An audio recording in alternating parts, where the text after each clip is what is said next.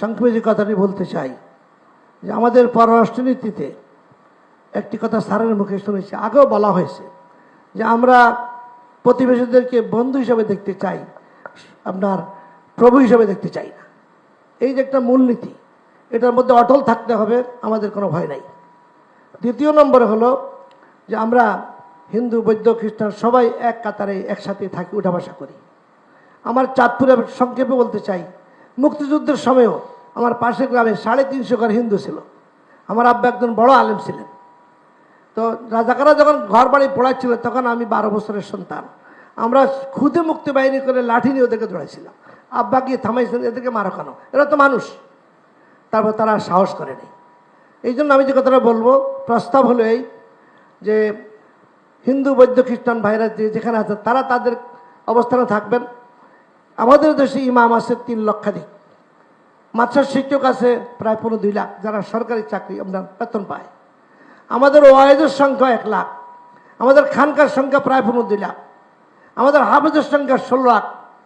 আমাদের বিশাল এক বাহিনী মুসলমানদের, এদেরকে উদ্বুদ্ধ করে ইমাম সাহেবরা জুমার খুতবায় এবং ওয়াজ মাহফিলে ওয়াইজরা এবং মাদ্রাসার ক্লাসে। আমি 42 বছর পর্যন্ত বুখারী শরীফ পড়াইছি আপনাদের দোয়ায়। ক্লাসে যে কথাটি বলা হয় এটা ছাত্রদেরকে এফেক্ট করে। তো এই জন্য আমি যে প্রস্তাব দিই সেটা বলে যে যে এলাকা, প্রত্যেক এলাকায় বড় মসজিদের ইমাম, বড় মাদ্রাসার প্রিন্সিপাল, হাই স্কুলের যিনি প্রধান, তারপরে সাথে অন্য ধর্মদের তাদের প্রতিনিধি একটা কমিটি বানানো। এই কমিটির মধ্যে বিভিন্ন শ্রেণীর লোক থাকবে। একজন গুজব ছড়াই আরেকজন ধরতে পারে না তুমি এই কথা বলছো কেন। একজন হিন্দু আমার এলাকায়, তার একটা ছেলে একটা ককটেল ফুটেছে, ফুটানোর পরে আমরা দৌড়ে গেলাম, কী হলো, কয় যে আমাকে একজন 500 টাকা দিছে, আপনার একটা ককটেল ফুটাই দিলে আপনার পূজার মধ্যে এইটা আমাকে 500 টাকা দিয়ে জন্য ফুটাই দিচ্ছে। সে হিন্দু ছেলে, কিন্তু পরে ওর বাবাকে ডাকলাম, বাবাকে ডেকে বললাম যে ভাই আপনি কী করছে, কবে আমি তো জানি না। তো ছেলেটাকে আমরা কিছু করলাম না, বুঝালাম যে না এটা অন্যায় হয়েছে, তোমার হিন্দু সম্প্রদায়ের আপনার এখানে ককটেল ফুটাইয়া একটা দাঙ্গা করতে চাও, এটা তো মুসলমান হতে দেবে না। কারণ মুসলমানরা ইসলাম যেটা বলে সেটা হলো মানুষ হিসেবে সব সমান, সে যেই ধর্মেরই হোক তাকে শ্রদ্ধা করতে হবে, তাকে সম্মান করতে হবে। ধন্যবাদ। যদি একটু জি আর একটা কথা বলি, শেষ করি, সেটা হলো আরেকটা স্যারকে পেয়ে বলতে চাই, আমাদের মাদ্রাসা শিক্ষার যে সমস্ত অবস্থা এখন চলছে, এই বৈষম্যের শিকার আমরা কিন্তু মাদ্রাসা শিক্ষা অনেক দিক থেকে। আমি আশা করব আজকে এই প্রসঙ্গে, যদি প্রাসঙ্গিক এক লাইনে বলবো যে বৈষম্যগুলো কী কী চলছে মাদ্রাসা শিক্ষার জন্য, এগুলো স্যার যদি একটু নজর দেন তাহলে ওলামায়ে কেরাম ঐক্যবদ্ধ হতে বলে আগে আসতে আপনার আগ্রহী হবে। এই কথা বলে আমি ধন্যবাদ। যে আমি শুধু একটা কাগজ তার হাতে দেব, এখানে কিছু পয়েন্ট আমি দিয়ে দিই। আমি প্রথমে আজকের যে প্রধান উপদেষ্টা মহোদয় এবং তার সুচিন্তিত এবং গভীর অনুপ্রেরণামূলক বাংলাদেশের মাটি, মানুষ এবং সার্বভৌমত্বকে রক্ষা করার জন্যে যেই সম্প্রীতি, যেই সৌহার্দ্যপূর্ণ অবস্থান, যে বাংলাদেশকে নিরাপদ রাখার জন্য যে আমাদেরকে আমন্ত্রণ জানিয়েছেন, আমি আপনাকে গভীর শ্রদ্ধা এবং শুভেচ্ছা এবং প্রাণঢালা অভিনন্দন জ্ঞাপন করছি। আজকে আমাদের এখানে উপদেষ্টা মহোদয়গণ আছেন, তাদেরকেও আমি আন্তরিকভাবে ধন্যবাদ এবং কৃতজ্ঞতা জ্ঞাপন করছি। এবং যারা আমাদের 4টি ধর্ম সম্প্রদায় সহ কিছু অন্যান্য সম্প্রদায়ে যারা আমরা সংযুক্ত হয়েছি আজকের এই অনুষ্ঠানে, এটি অত্যন্ত গুরুত্বপূর্ণ এবং অত্যন্ত বর্তমান সময়ের জন্য তাৎপর্যপূর্ণ। আমি প্রথমে একটি জিনিস আপনার দৃষ্টি আকর্ষণ করতে চাই। আমি আমার দৃষ্টিভঙ্গিতে এবং গবেষণার অনুসন্ধানে প্রথমে আমি একটি কথা বলে আপনার দৃষ্টি আকর্ষণ করব। প্রথমে আমাদের প্রয়োজন, ধর্ম মন্ত্রণালয় আছে, অন্তর্বর্তী সরকারের একটি বিশাল মন্ত্রণালয় হচ্ছে ধর্ম মন্ত্রণালয়। আমার মনে হয় আপনার দায়িত্বটুকু যদি ধর্ম মন্ত্রণালয়ের মাধ্যমে অর্পণ করা হয়, আমাদের এখানে ধর্ম উপদেষ্টা মহোদয় আছেন, কারণ ধর্মীয় সংহতি, ধর্মীয় ঐক্য, ধর্মীয় সম্প্রীতি, ধর্মীয় মেলবন্ধন এবং সৌহার্দ্যপূর্ণ অবস্থান যদি তৈরি করতে হয়, ধর্ম মন্ত্রণালয়ের মাধ্যমে একটি, আমি প্রথমেই বলবো, আন্তর্জাতিক সম্প্রীতি সম্মেলন আহ্বান করা।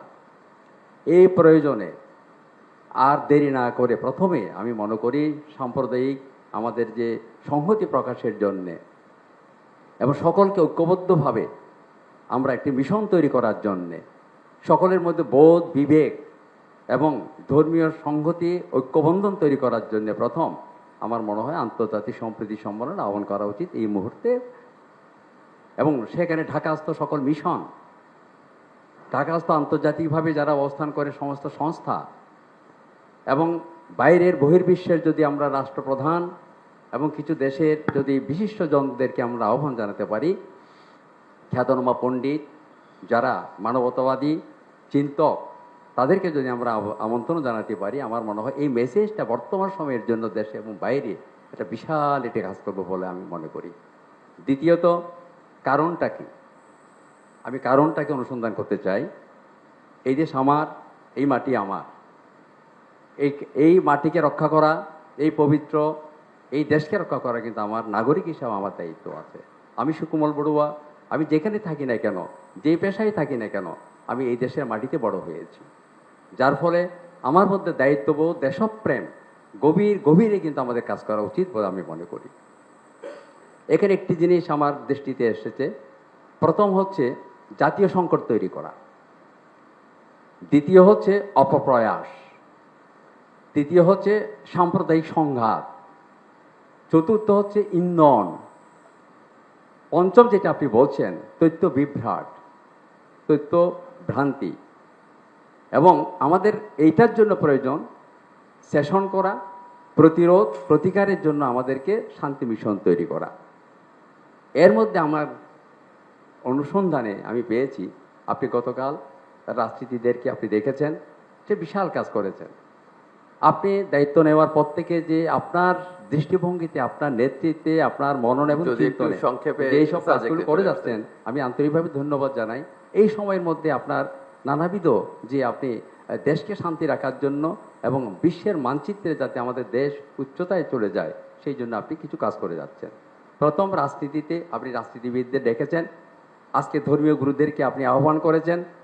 হয়তো পেশাদারিত্ব যারা আছে, আমার মনে হয় দেশের বিভিন্ন স্থানে যারা আছে, তাদেরকে আপনি ডাকবেন এবং যুবকদেরকে আপনি ডাকবেন, যুবকের যারা নেতৃত্ব দেয় তাদেরকে আপনি ডাকবেন এবং বিশ্ববিদ্যালয়ের সহ বিভিন্ন কলেজে যারা আছেন, যারা নেতৃত্ব দেয় শিক্ষার্থীদের আপনি ডাকবেন এবং পরবর্তীতে আপনি জাতীয় শান্তি মিশন তৈরি করবেন।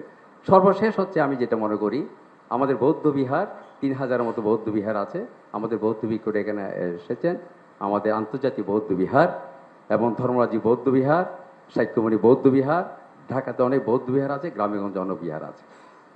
সম্প্রতি আমরা বাংলাদেশের বিভিন্ন জনপদে কঠিন চিবদান হয়েছে, আপনি জানেন, আপনি চট্টগ্রামের, এবং আমাদের সেখানে শারদীয় পুজো অত্যন্ত ভাবগাম্ভীর্যে, এবং আমার মনে হয় এবারের মতো কোনো শান্তি মাধ্যমে এই শারদীয় পূজা কিন্তু কোনো সংখ্যাহীনভাবে নির্বিঘ্নে আমরা সেটা উদযাপন করতে পেরেছি। সকলে কিন্তু অংশগ্রহণ করেছি, জাতি ধর্ম বর্ণ নির্বিশেষে বাংলাদেশের সমস্ত জায়গার মধ্যে সেটা খুবই আনন্দ উৎসবের মাধ্যমে হয়েছে। ধন্যবাদ।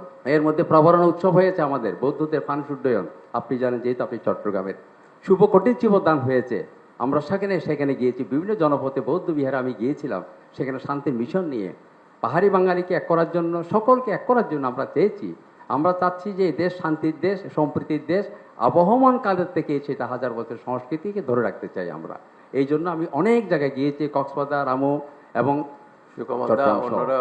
শেষ করে আমি যেটা বলতে চাই, মাননীয় উপদেষ্টা মহোদয়, যেহেতু আপনি আমাকে দিকে ডাকছেন, আমি চাই এখানে বাংলাদেশের যে বৌদ্ধ পুণ্য আমাদের যেগুলো আছে, চীন, জাপান, থাইল্যান্ড, এখানে বিভিন্ন দেশের মানুষদেরকে যদি আমি, আমার মনে হয় ঢাকাস্থ যারা আছে, বিভিন্ন বিষয়গুলোকে ডেকে যদি একটি শান্তি সম্প্রীতি করেন।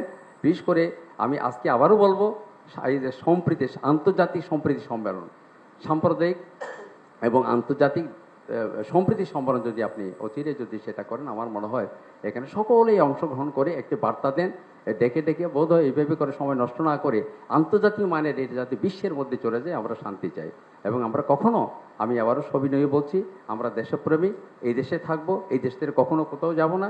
এই দেশের জন্য যা কিছু করণীয় কর্তব্য, আমি শিক্ষক হিসাবে, ঢাকা বিশ্ববিদ্যালয়ের শিক্ষক হিসাবে এবং আমাদের বাংলাদেশ বুদ্ধিস্ট ফেডারেশনের আমি চিফ অ্যাডভাইজার এই হিসাবে আন্তর্জাতিক বৌদ্ধ বিহারের পক্ষ থেকে, এবং আমি সম্প্রতি ট্রাস্টি গঠন হয়েছে, আমাদের ধর্ম উপদেষ্টা মহোদয় আছেন, আমাকে চেয়ারম্যান করা হয়েছে ফরেন অ্যাফেয়ার্সের, আমি তাকে ধন্যবাদ জানাচ্ছি। আমি এর পক্ষ থেকে আপনাকে আমি গভীর শ্রদ্ধা জানিয়ে আজকের মিশনটি সার্থক হবে, ধন্যবাদ, বিজয় হবে, আপনি চিন্তা করবেন না, আপনার সঙ্গে আমরা আছি। সকলকে ধন্যবাদ। জাতীয় চার্চ পরিষদের সাধারণ সম্পাদকের দায়িত্ব পালন করছি। জাতীয় চার্চ পরিষদ হচ্ছে ওয়ার্ল্ড কাউন্সিল অফ চার্চেস এর কাউন্টারপার্ট। সারা বিশ্বের 195টা দেশে ন্যাশনাল কাউন্সিল অফ চার্চেস বা জাতীয় চার্চ পরিষদ রয়েছে। স্যার, আমরা অনুপ্রাণিত হয়েছি, আমরা উদ্বেলিত হয়েছি, আমরা আসলে সাংঘাতিকভাবে আমরা যেন নতুনভাবে বাঁচার আরেকটি যেন অনুপ্রেরণা খুঁজে পেয়েছি আপনার মধ্যে দিয়ে, এবং বিশেষ করে জুলাই আগস্টের মধ্যে দিয়ে। বাংলাদেশে খ্রিস্টান সম্প্রদায় 500 বছরের বেশি, বিশেষ করে এই অঞ্চলে 250 বছরের বেশি আমরা আছি, এবং খ্রিস্টানরা অত্যাচার করেছে, সহিংসতা করেছে এমন কোনো উদাহরণ নেই। খ্রিস্টানরা বরাবরই শান্তিপ্রিয়, শান্তির জন্যে, দেশ গঠনের জন্য কাজ করে আছে। সংখ্যায় ছোট হতে পারি, কিন্তু গুরুত্বের দিক থেকে, অংশগ্রহণের দিক থেকে, পজিটিভ অংশগ্রহণের দিক থেকে স্যার আমরা বরাবরই অগ্রগণ্য থাকার চেষ্টা করেছি। সেই দৃষ্টিকোণ থেকে বলতে চাই, 3টা সুনির্দিষ্ট আমার প্রস্তাবনা রয়েছে, বিনয়ের সঙ্গে রাখতে চাই। প্রথমত, যেটা আমরা দেখছি সব ধর্ম সম্প্রদায়গুলোর মধ্যে সমন্বয়ের অভাবের কারণে যারা পজিটিভ ফোর্স আছেন রিলিজিয়ান সেক্টরে, তাদের মধ্যে একটা সমন্বয়হীনতা কাজ করছে, এবং আসলে সবাই যেন যে যার মতন করে করার চেষ্টা করছে, অথচ সবাই ভালো পজিটিভ চিন্তা করছে। স্যার, তা যদি আপনার মাধ্যমে একটা আন্তঃধর্মীয় সমন্বয় সেল ধরনের করা যায়, যারা এই ধরনের ক্রাইসিস, যারা এটা একটা তৈরি করা হয়েছে মিডিয়া বিভিন্ন, আমরা জানি পার্শ্ববর্তী দেশ সহ, তো সুতরাং এই যারা করছে তাদেরকে যথোপযুক্ত জবাব দেবার জন্যে এবং আরও পজিটিভ স্টেপ নেবার জন্যে এবং নিজেদের মধ্যে সম্প্রীতি সংহতিগুলো জোরদার করার জন্য স্যার আমার মনে হয় যে একটা জাতীয় পর্যায়ে একটা আন্তঃধর্মীয় সেল ধরনের করতে পারেন। নট নেসেসারিলি যে যারা গভর্নমেন্ট ইনস্টিটিউশন আছে, ইসলামিক ফাউন্ডেশন, রামকৃষ্ণ মিশন, এরকম আমি বলছি যারা ইনফ্লুয়েন্সিয়াল, যেমন আমাদের খ্রিস্টান ধর্মের মধ্যে বিশপ আছেন, আর্চ বিশপ বিজয় ডি ক্রুজ আছেন, এরকম যারা আছেন যারা খুব ইফেক্টিভ, এইটা একটা করা যেতে পারে। দ্বিতীয়ত, যেটা আমাকে বলেছেন, আমি ওইটা আগেই চিন্তা করছিলাম যে একটা আন্তর্জাতিক পর্যায়ে একটা ইনিশিয়েটিভ নেওয়া দরকার, কিন্তু সেইটা রাষ্ট্রীয় পর্যায়ে যতটুকু না, কমিউনিটি পর্যায়ে হওয়া দরকার। অর্থাৎ অন্যান্য দেশের যারা ধর্মীয় নেতা আছেন, প্রভাবশালী ধর্মীয় নেতা, তাদের বাংলাদেশে এনে আসলে দেখানো, তাদের দিয়ে বলানো, তাদেরকে দিয়ে কিছু করানো, এটা এখন মনে হয় যে খুব তাড়াতাড়ি প্রয়োজন। এটা আপনি একটু চিন্তা করে দেখতে পারেন। তৃতীয়ত, আমি শেষ করে আসছি, তৃতীয়ত আসলে গির্জাঘরে আমাদের রোববার চার্চে যদি এই বিষয়ে সামান্য কিছু রাখা হয়, তাহলে আমাদের ফাদারদের কথা, আমাদের পালক পুরোহিতদের কথা সব থেকে বেশি মানুষ গ্রহণ করে। ঠিক একই রকমভাবে মাওলানা মসজিদে যেটা বলেছেন স্যার, এবং বুদ্ধিস্টদের মধ্যে একই কথা। তা পুরোহিতদের মাধ্যমেও আমরা কিছু চিন্তা করতে পারি, এবং সেখানে আপনার দিক থেকে কিছু কথা রেকর্ড করে হোক, যেভাবেই হোক, যদি ছড়িয়ে দেওয়া যায় এই সাম্প্রদায়িক সম্প্রীতি তৈরির বিষয়গুলো, তাহলে মানুষ অনুপ্রাণিত হবে। সাধারণ মানুষ, গ্রাসরুট লেভেলে আমাদের যাওয়া দরকার, সঙ্গে সঙ্গে উপর থেকে নিচের দিকেও টপ ডাউন করার দরকার এই বিষয়গুলোকে, যেগুলো আপনারা চিন্তা করছেন। ধন্যবাদ। আমি ফাদার অ্যালবার্ট রোজারিও, প্রধান পুরোহিত, সেন্ট ম্যারিজ ক্যাথিড্রাল, আমাদের যে হেডকোয়ার্টার আর্চবিশপ হাউস আর্চ বিশপের সাথেও কাজ করি এবং আমাদের যত লিগ্যাল হিউম্যান রাইটস জাস্টিস এ বিষয়ে কাজ করি বাংলাদেশে। যেহেতু আমার একটা লিগ্যাল ব্যাকগ্রাউন্ড আছে, আমি একজন লয়ার, বাংলাদেশ এবং ইংল্যান্ডে পড়াশোনা করেছি। তো অনেক ধন্যবাদ জানাই প্রধান উপদেষ্টা এবং উপদেষ্টাগণ যে আমাদেরকে এত সুন্দর একটা পরিবেশে ডেকেছেন। আমাদের যিনি আর্চ বিশপ বাংলাদেশের প্রধান, ওনার আসার কথা ছিল, কিন্তু আজকে হিট বাংলাদেশ তাদের জুবলি 50 বৎসরের, ওখানে আর্চ বিশপ প্রধান অতিথি। উনি বললেন উনি আসতে পারবে না বলে আমাকে পাঠিয়েছেন, মাহফুজ ভাইয়ের সাথে যোগাযোগ হয়েছে। তো আমি খুব আনন্দিত একটা ব্যাপারে যে চারিদিকে আমরা একটা কঠিন সময় আছি, একটা উত্তেজনার মধ্যে আছি, স্পর্শকাতর একটা ব্যাপারের মধ্যে আছি। গ্রাম অঞ্চল থেকে বা অন্য জেলা থেকে ফাদারগণ আসলে জিজ্ঞাসা করে তোমরা কেমন আছো। এবং যেহেতু আমাদের এটা কাকরাইল হেডকোয়ার্টার, অনেক মিডিয়া আমাদের কাছে প্রায়ই যায়, মিডিয়াগুলো আমি ফেস করি আমাদের ওই বাড়ি থেকে। এবং প্রথম প্রশ্নটাই করে ফাদার আপনারা কেমন আছেন, আপনারা আক্রান্ত হয়েছেন কিনা। আসলে সত্য কথা কি আমরা আক্রান্ত হই নাই। আমাদের যারা আমরা সংখ্যায় কম আছি, হিন্দু বৌদ্ধ খ্রিস্টান ভাই বোনেরা, বলতে গেলে আমরা আক্রান্ত হয়নি, এটা সত্য কথা। কিন্তু আমাদের মধ্যে কিন্তু একটা ভয় আছে, আমাদের মধ্যে একটা দুশ্চিন্তা আছে। কখন যে কি হয় এই চিন্তাটা কিন্তু সবার মধ্যে, সচেতন মানুষের মধ্যে বুঝতে পারি। তা আমরা অনেক খুশি হয়েছি আপনারা যখন দায়িত্ব নিয়েছেন, একটা পরিবর্তন আসছে এবং অনেক আশা নিয়ে কিন্তু সেই যাত্রাটা শুরু হয়েছে। আমাদের বাংলাদেশে যে একটা জন্মলগ্ন থেকে যে একটা সুন্দর একটা ঐতিহ্য, যে একসাথে থাকা, একসাথে পথ চলা, এই যে একটা সম্প্রীতি, সেটা কিন্তু সে অগ্রযাত্রাটা বাধাগ্রস্ত হয়েছে সময়ে সময়ে, যেমন বর্তমানে একটু বাধাগ্রস্ত হয়েছে। সবাই কিন্তু সেই সম্প্রীতির আমি একটা অনুরোধ থাকবে আমাদের, বিশেষ করে আমাদের হিন্দু ভাই বোনেরা, তারা যে কোনোভাবেই হোক কিছুটা তাদের মনে একটু কষ্ট আছে, সেই কষ্টটা যেন যাদের যেখানে ক্ষত আছে, অসুস্থতা আছে, সেটাকে নিরাময় করতে হবে। তা আপনি শান্তির মানুষ, মাদার তেরেজা, আমাদের শান্তি মাদার তেরেজা, তিনিও নোবেলে শান্তি পুরস্কার পেয়েছেন, আপনি সেই পর্যায়ের মানুষ, আপনিও শান্তির পেয়েছেন। যে আমরা যারা সংখ্যায় কম, আমাদের মধ্যে যে কষ্ট, ক্ষত, অসুস্থতা আছে, এগুলোকে আপনি নিরাময় করবেন, আপনার কাছে ডাকবেন, যেন আমরা একটু, যে আজকে ডাকছেন, আমরা অনেক শান্তি পাচ্ছি, আমরা বুঝতে পারছি আমাদের কোনো ভয় নাই। এবং আরেকটা জিনিস যেটা, যে সত্যি এটা, আমি কিন্তু অর্ধেক বাংলাদেশ অর্ধেক ইন্ডিয়া, কারণ আমার মা হলো ইন্ডিয়ার, আমি বাবা হলো বাংলাদেশে, তাহলে দুই জায়গারই আছে। এবং ভারতীয় মিডিয়া যেভাবে, হয়তো মেন স্ট্রিমের মিডিয়াগুলো না, কিন্তু ছোটো মিডিয়াগুলো যেভাবে কথা বলে, এটা খুবই দুঃখজনক, আমাদের খুব কষ্ট দেয় এবং খুবই আপত্তিকর। এবং সেগুলোকে একটু সুন্দরভাবে আপনারা ডিল করবেন, যে এই যে তারা একটা ভুল মেসেজ, একটা চক্র আছে যারা উস্কিয়ে দিতে চাচ্ছে, তারা সুযোগটা নিতে চাচ্ছে, আমাদেরকে চেতিয়ে দিতে চাচ্ছে, যদি সংখ্যালঘুরা একটু খালি রিয়াক্ট করে যেন একটা অশান্তির সৃষ্টি হয়। তো সেরকম যেন একটা পরিবেশ না হয়। আমাদের এখন কথাবার্তা অনেক সংযতভাবে, অনেক নিয়ন্ত্রিতভাবে, যে কোনোভাবে যেন শান্তি, এই সম্প্রীতি, সেটা যেন বিনষ্ট হতে না পারে। এবং আপনাদের পদক্ষেপ আমরা সম্পূর্ণ আপনাদের সাথে একমত, খুব সুন্দর, খুব ভালো। এবং গতকাল আমাদের রাজনৈতিক দলের নেতৃবর্গ আসছেন, তাদের সাথে আমরাও বসি, তারা যে কথাটা বলে গেছে আমাদের একই কথা, যে কেউ বাধাগ্রস্ত করতে পারবে না।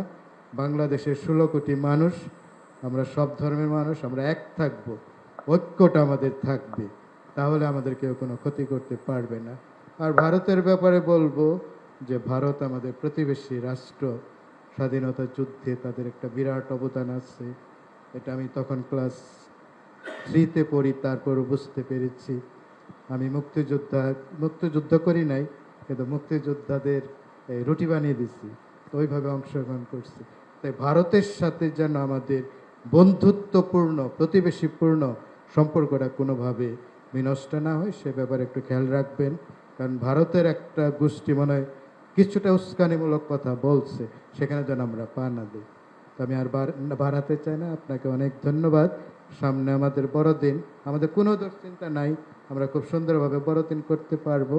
আপনাদেরকে নিমন্ত্রণ জানাই এবং আপনাকে অনুরোধ করে যদি আমাদের খ্রিস্টান সম্প্রদায়ের একটু আপনার সাথে দেখা করার সুযোগ দেন বড়দিন উপলক্ষে। সবাইকে ধন্যবাদ। জয় হরিচাঁদ, জয় গুরুচাঁদ। আজকের সম্মানিত প্রধান উপদেষ্টা শ্রীপাদ পদ্মে আপনার শত সহস্র কোটি প্রণাম জানাচ্ছি এবং উপস্থিত আছেন আরও অন্যান্য উপদেষ্টাগণ, উপস্থিত আছেন বিভিন্ন ধর্মের ধর্মপ্রধানগণ। সকলার শ্রীপাদ পদ্মে অন্তরের অন্তঃস্থল থেকে শত সহস্র কোটি প্রণাম জ্ঞাপন করছি। সত্যি একটু দয়া করে আপনার পরিচয়টা দিয়ে নেবেন। আমি অবিনাশ মিত্র, রমনা শ্রী শ্রী হরিচাঁদ মন্দিরের সহধর্ম বিষয়ক সম্পাদক। আমি একজন শিক্ষক। আসলে আমরা এই যে একত্রিত হয়েছি এবং আপনার ডাকে ভাই ফোন দিয়েছে, আসলে এই যে একটা সম্প্রীতি, যারা আসছি একত্র হয়ে ঢুকেছি, মানে মনের ভিতরে একটা আরাম লেগেছে যে না, আমি ঢুকতেছি কাদের সাথে, হুজুর, এই যে ত্রিপুরা, চাকমা, খ্রিস্টান, কোনো ভেদাভেদ নেই। কেউ মনে একটু, আমার মনে হয় এখানে যারা উপস্থিত হয়েছি কারো মনে একটু দ্বিধা সংকোচ নেই একে অপরকে বড় করা, ছোট করার জন্য। কিন্তু কোনো না কোনো কিছু তো আছে যার জন্যই কিন্তু এটা হচ্ছে। তবে আপনাদের উপরে আমাদের একটু দৃষ্টি রাখছি, এই যারা করছে যে না, প্রথমে বলেছিল যে যে করবে তাকে ধরে দিতে হবে, সে অপরাধী। হ্যাঁ, এরকমের যদি কেউ করে, আমরা সত্যি তাদের নামটা যদি, তাদের তথ্যটা দেই, তবে তারা যদি পদক্ষেপ নেয় আমাদের দেশে আর এরকমের ঘটবে না।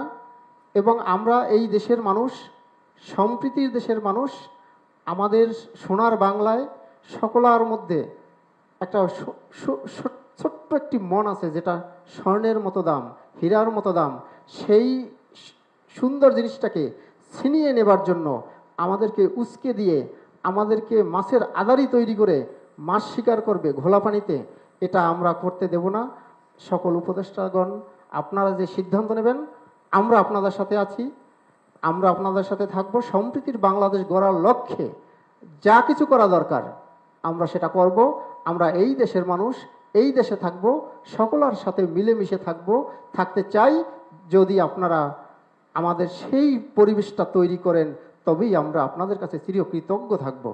আর আমি বলছি, মতুয়া সম্প্রদায়ের 50 লক্ষ মতুয়া সম্প্রদায়ের একটা রমনায় মন্দির, আপনারা সবাই সেখানে যান এবং যাবেন, এবং সেই একটা হরিচাঁদ ঠাকুরের একটি মন্দির যেন সেই আকর্ষণীয় মন্দির হয়, 50 লক্ষ মতুয়ার যেন একটা মন্দির হয়, সেই মন্দিরটি যদি একটু করে দেন, তবে আমরা আপনার কাছে আরও চিরকৃতজ্ঞ থাকবো। যেন 50 লক্ষ মতুয়াগণ শুধু বলবে এই জন্মলগ্ন থেকে আজ পর্যন্ত একটি মন্দির হয়নি, আর সেই মন্দিরটি নতুন বাংলাদেশ, নতুন প্রজন্মরা দেশ ছিনিয়ে এনে একটি মন্দির করে দিয়েছে, সেটি হলো রমনার মন্দিরে হরিচাঁদ মন্দির। এই প্রত্যাশা রেখেই আমি আপনার বক্তব্য শেষ করছি। সকলার শ্রীপাদ পদ্মে প্রণাম রেখে আমি আমার কথা শেষ করছি। জয় হরিচাঁদ, জয় গুরুচাঁদ। ধন্যবাদ। আমি প্রথমেই মহামান্য প্রধান উপদেষ্টা এবং অন্যান্য উপদেষ্টাগণ আর এখানে উপস্থিত রয়েছেন গণ্যমান্য বিভিন্ন ধর্মাবলম্বী করার দরকার নাই, কারণ আমাদের সময়টা তো সবার প্রতি আমার আন্তরিক প্রণাম, শ্রদ্ধা এবং শুভেচ্ছা। আমি sister Reba Veronica D'Costa, Saint Francis Xavier School and কলেজের লক্ষ্মীবাজার স্টুডেন্ট কাউন্সিলর। আমি শুধু আজকে এটাই বলতে চাই, এই যে আমরা একটা উদ্যোগ নিয়েছি সম্প্রীতি আমাদের দেশে, এবং এই সম্প্রীতিটা প্রধান 4টা ধর্মাবলম্বী লিডারদের নিয়ে, এবং আমি বেশ কয়েক বছর ধরেই বিভিন্ন এই ধরনের সমাবেশে যোগদান করি। তবে আমার একটা কনসার্ন বা উদ্বেগ যেটা আমি গভীরে অনুভব করি, সেটা হলো কি প্রক্রিয়ায় আমরা চলছি। সমাধানের দিকে আমি বেশি লক্ষ্য করব না, প্রক্রিয়ার দিকে আমি বেশি লক্ষ্য করি। আমরা যদি বলি যে হ্যাঁ আমরা নিরাপদে বড়দিন করব, পুজো করব, আমাদেরকে রক্ষা করা হবে, না, আমি সেটা বিশ্বাসী না। কারণ আমরা প্রথমে শুনেছি আমরা বাংলাদেশি, আমাদের প্রত্যেকের সমান অধিকার আছে। সেই দিনই হবে সোনার বাংলাদেশ, যেই দিন আমরা কোনো রক্ষী বাহিনী ছাড়া, কোনো গার্ড ছাড়া নিরাপদে আমাদের উৎসব আচার অনুষ্ঠান করতে পারবো। আমি সেই দিনের একটা সোনার বাংলা দেখতে চাই। তারপরে আমি বলতে চাই যে আমাদের যুব সমাজ যারা একটা নতুন বাংলার চিন্তা করছে তাদের রক্ত দিয়ে, এবং সেখানে রয়েছেন আমাদের প্রবীণদের প্রজ্ঞা নিয়ে, এই যে নতুন এবং প্রবীণের যে একটা সমন্বয়, এটা কিন্তু অনেক সুন্দর। তবে আমাদের লক্ষ্য রাখতে হয় যে আমাদের দেশে এটাকে কি বলবো, একটা মব স্পিরিট বা একটা হুজুকে কিছু হয়ে যায় যেটা আমাদেরকে ধ্বংসাত্মক দিকে নিয়ে যায়। সেই দিকটার জন্য আমরা কি করব?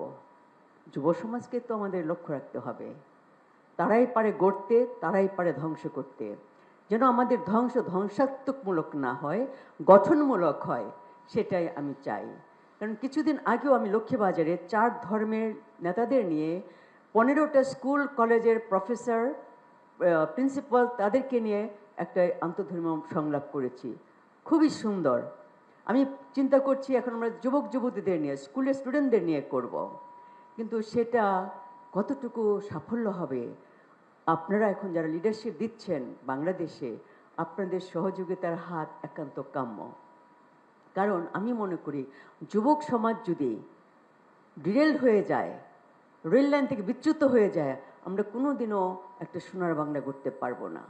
কারণ সে 71, আমি মাত্র ক্লাস 8-এ, আমার বাড়ি ছিল মুক্তিযোদ্ধাদের ক্যাম্প, আমার বাবা ছিলেন অর্গানাইজার, গভীর রাতে মা রান্না করে তাদের খাওয়াতেন, আমি সার্ভ করতাম।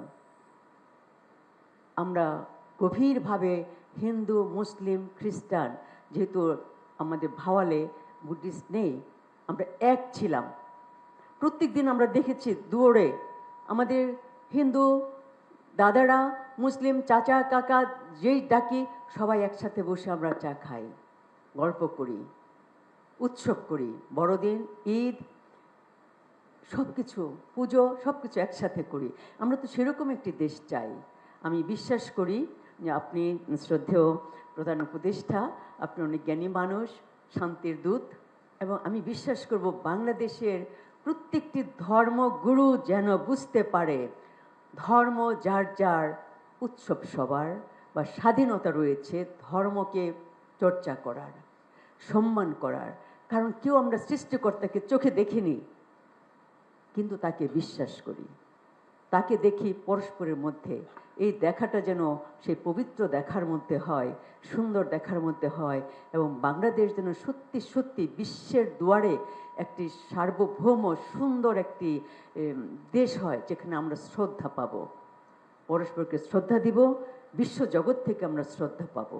এটা আমি কামনা করি। ধন্যবাদ। ধন্যবাদ। আমি মোহাম্মদ উসমান গনি সালেহি, প্রধান ফকিহ দারুন নাজাত সিদ্দিকিয়া কামিল মাদ্রাসা, ডেমরা, ঢাকা, প্রধান মুবাল্লিগ সারসিনা দরবার শরীফ। প্রথমেই ধন্যবাদ জ্ঞাপন করছি স্যার আমাদেরকে এমন একটি গুরুত্বপূর্ণ প্রোগ্রামে আমাদেরকে সমবেত করবার জন্য। আমরা যেই সম্প্রীতি, সদ্ভাব যে বিষয়টি নিয়ে আমরা কথা বলছি, জুলাই পরবর্তী গণ অভ্যুত্থানের এই সুন্দর বাংলাদেশ দেখবার পরে সত্যি আমি অ্যাবসুলেটলি একেবারে হৃদয় থেকে, হৃদয় গহীন থেকে এই কথাটি অবশ্য আমি বলতে বাধ্য যে সদ্ভাব ও সম্প্রীতির রোল মডেল ছিলেন প্যারা নবী রসুল করিম সাল্লাল্লাহু আলাইহি ওয়াসাল্লাম। তিনি যে আইডল, তিনি যে আদর্শ আমাদেরকে দেখিয়ে দিয়েছেন, আমরা যদি প্যারা নবী রসুল করিম সাল্লাল্লাহু আলাইহি ওয়াসাল্লামের সে আদর্শকে বাস্তবায়ন করতে পারি, আমি মনে করি এই নতুন বাংলাদেশে আমরা যদি আল্লাহর নবীর আদর্শ যদি আমরা বাস্তবায়ন করতে পারি, তাহলে আমাদের দেশে যে অন্যান্য ধর্মাবলম্বী যারা আছে এবং যাদেরকে আমরা সংখ্যালঘু বলি, আসলে ইসলাম সংখ্যালঘুদের পরে কখনো অত্যাচার করেছে, নির্যাতন করেছে, নিপীড়ন করেছে এমন কোনো এক্সাম্পল ইসলামের ইতিহাসে আমরা খুঁজে পাই না। বরং রসুল্লাহ সাল্লাহ আলী ওয়াসাল্লামার কাছে সংখ্যালঘু যারা এসেছিলেন তাদেরকে নবীজি তাদের সেফটি অ্যান্ড সিকিউরিটির নিরাপত্তা দিয়েছিলেন কিন্তু পেয়ারা নবী ও রসুল করিম সাল্লাহ আলী ওসাল্লাম।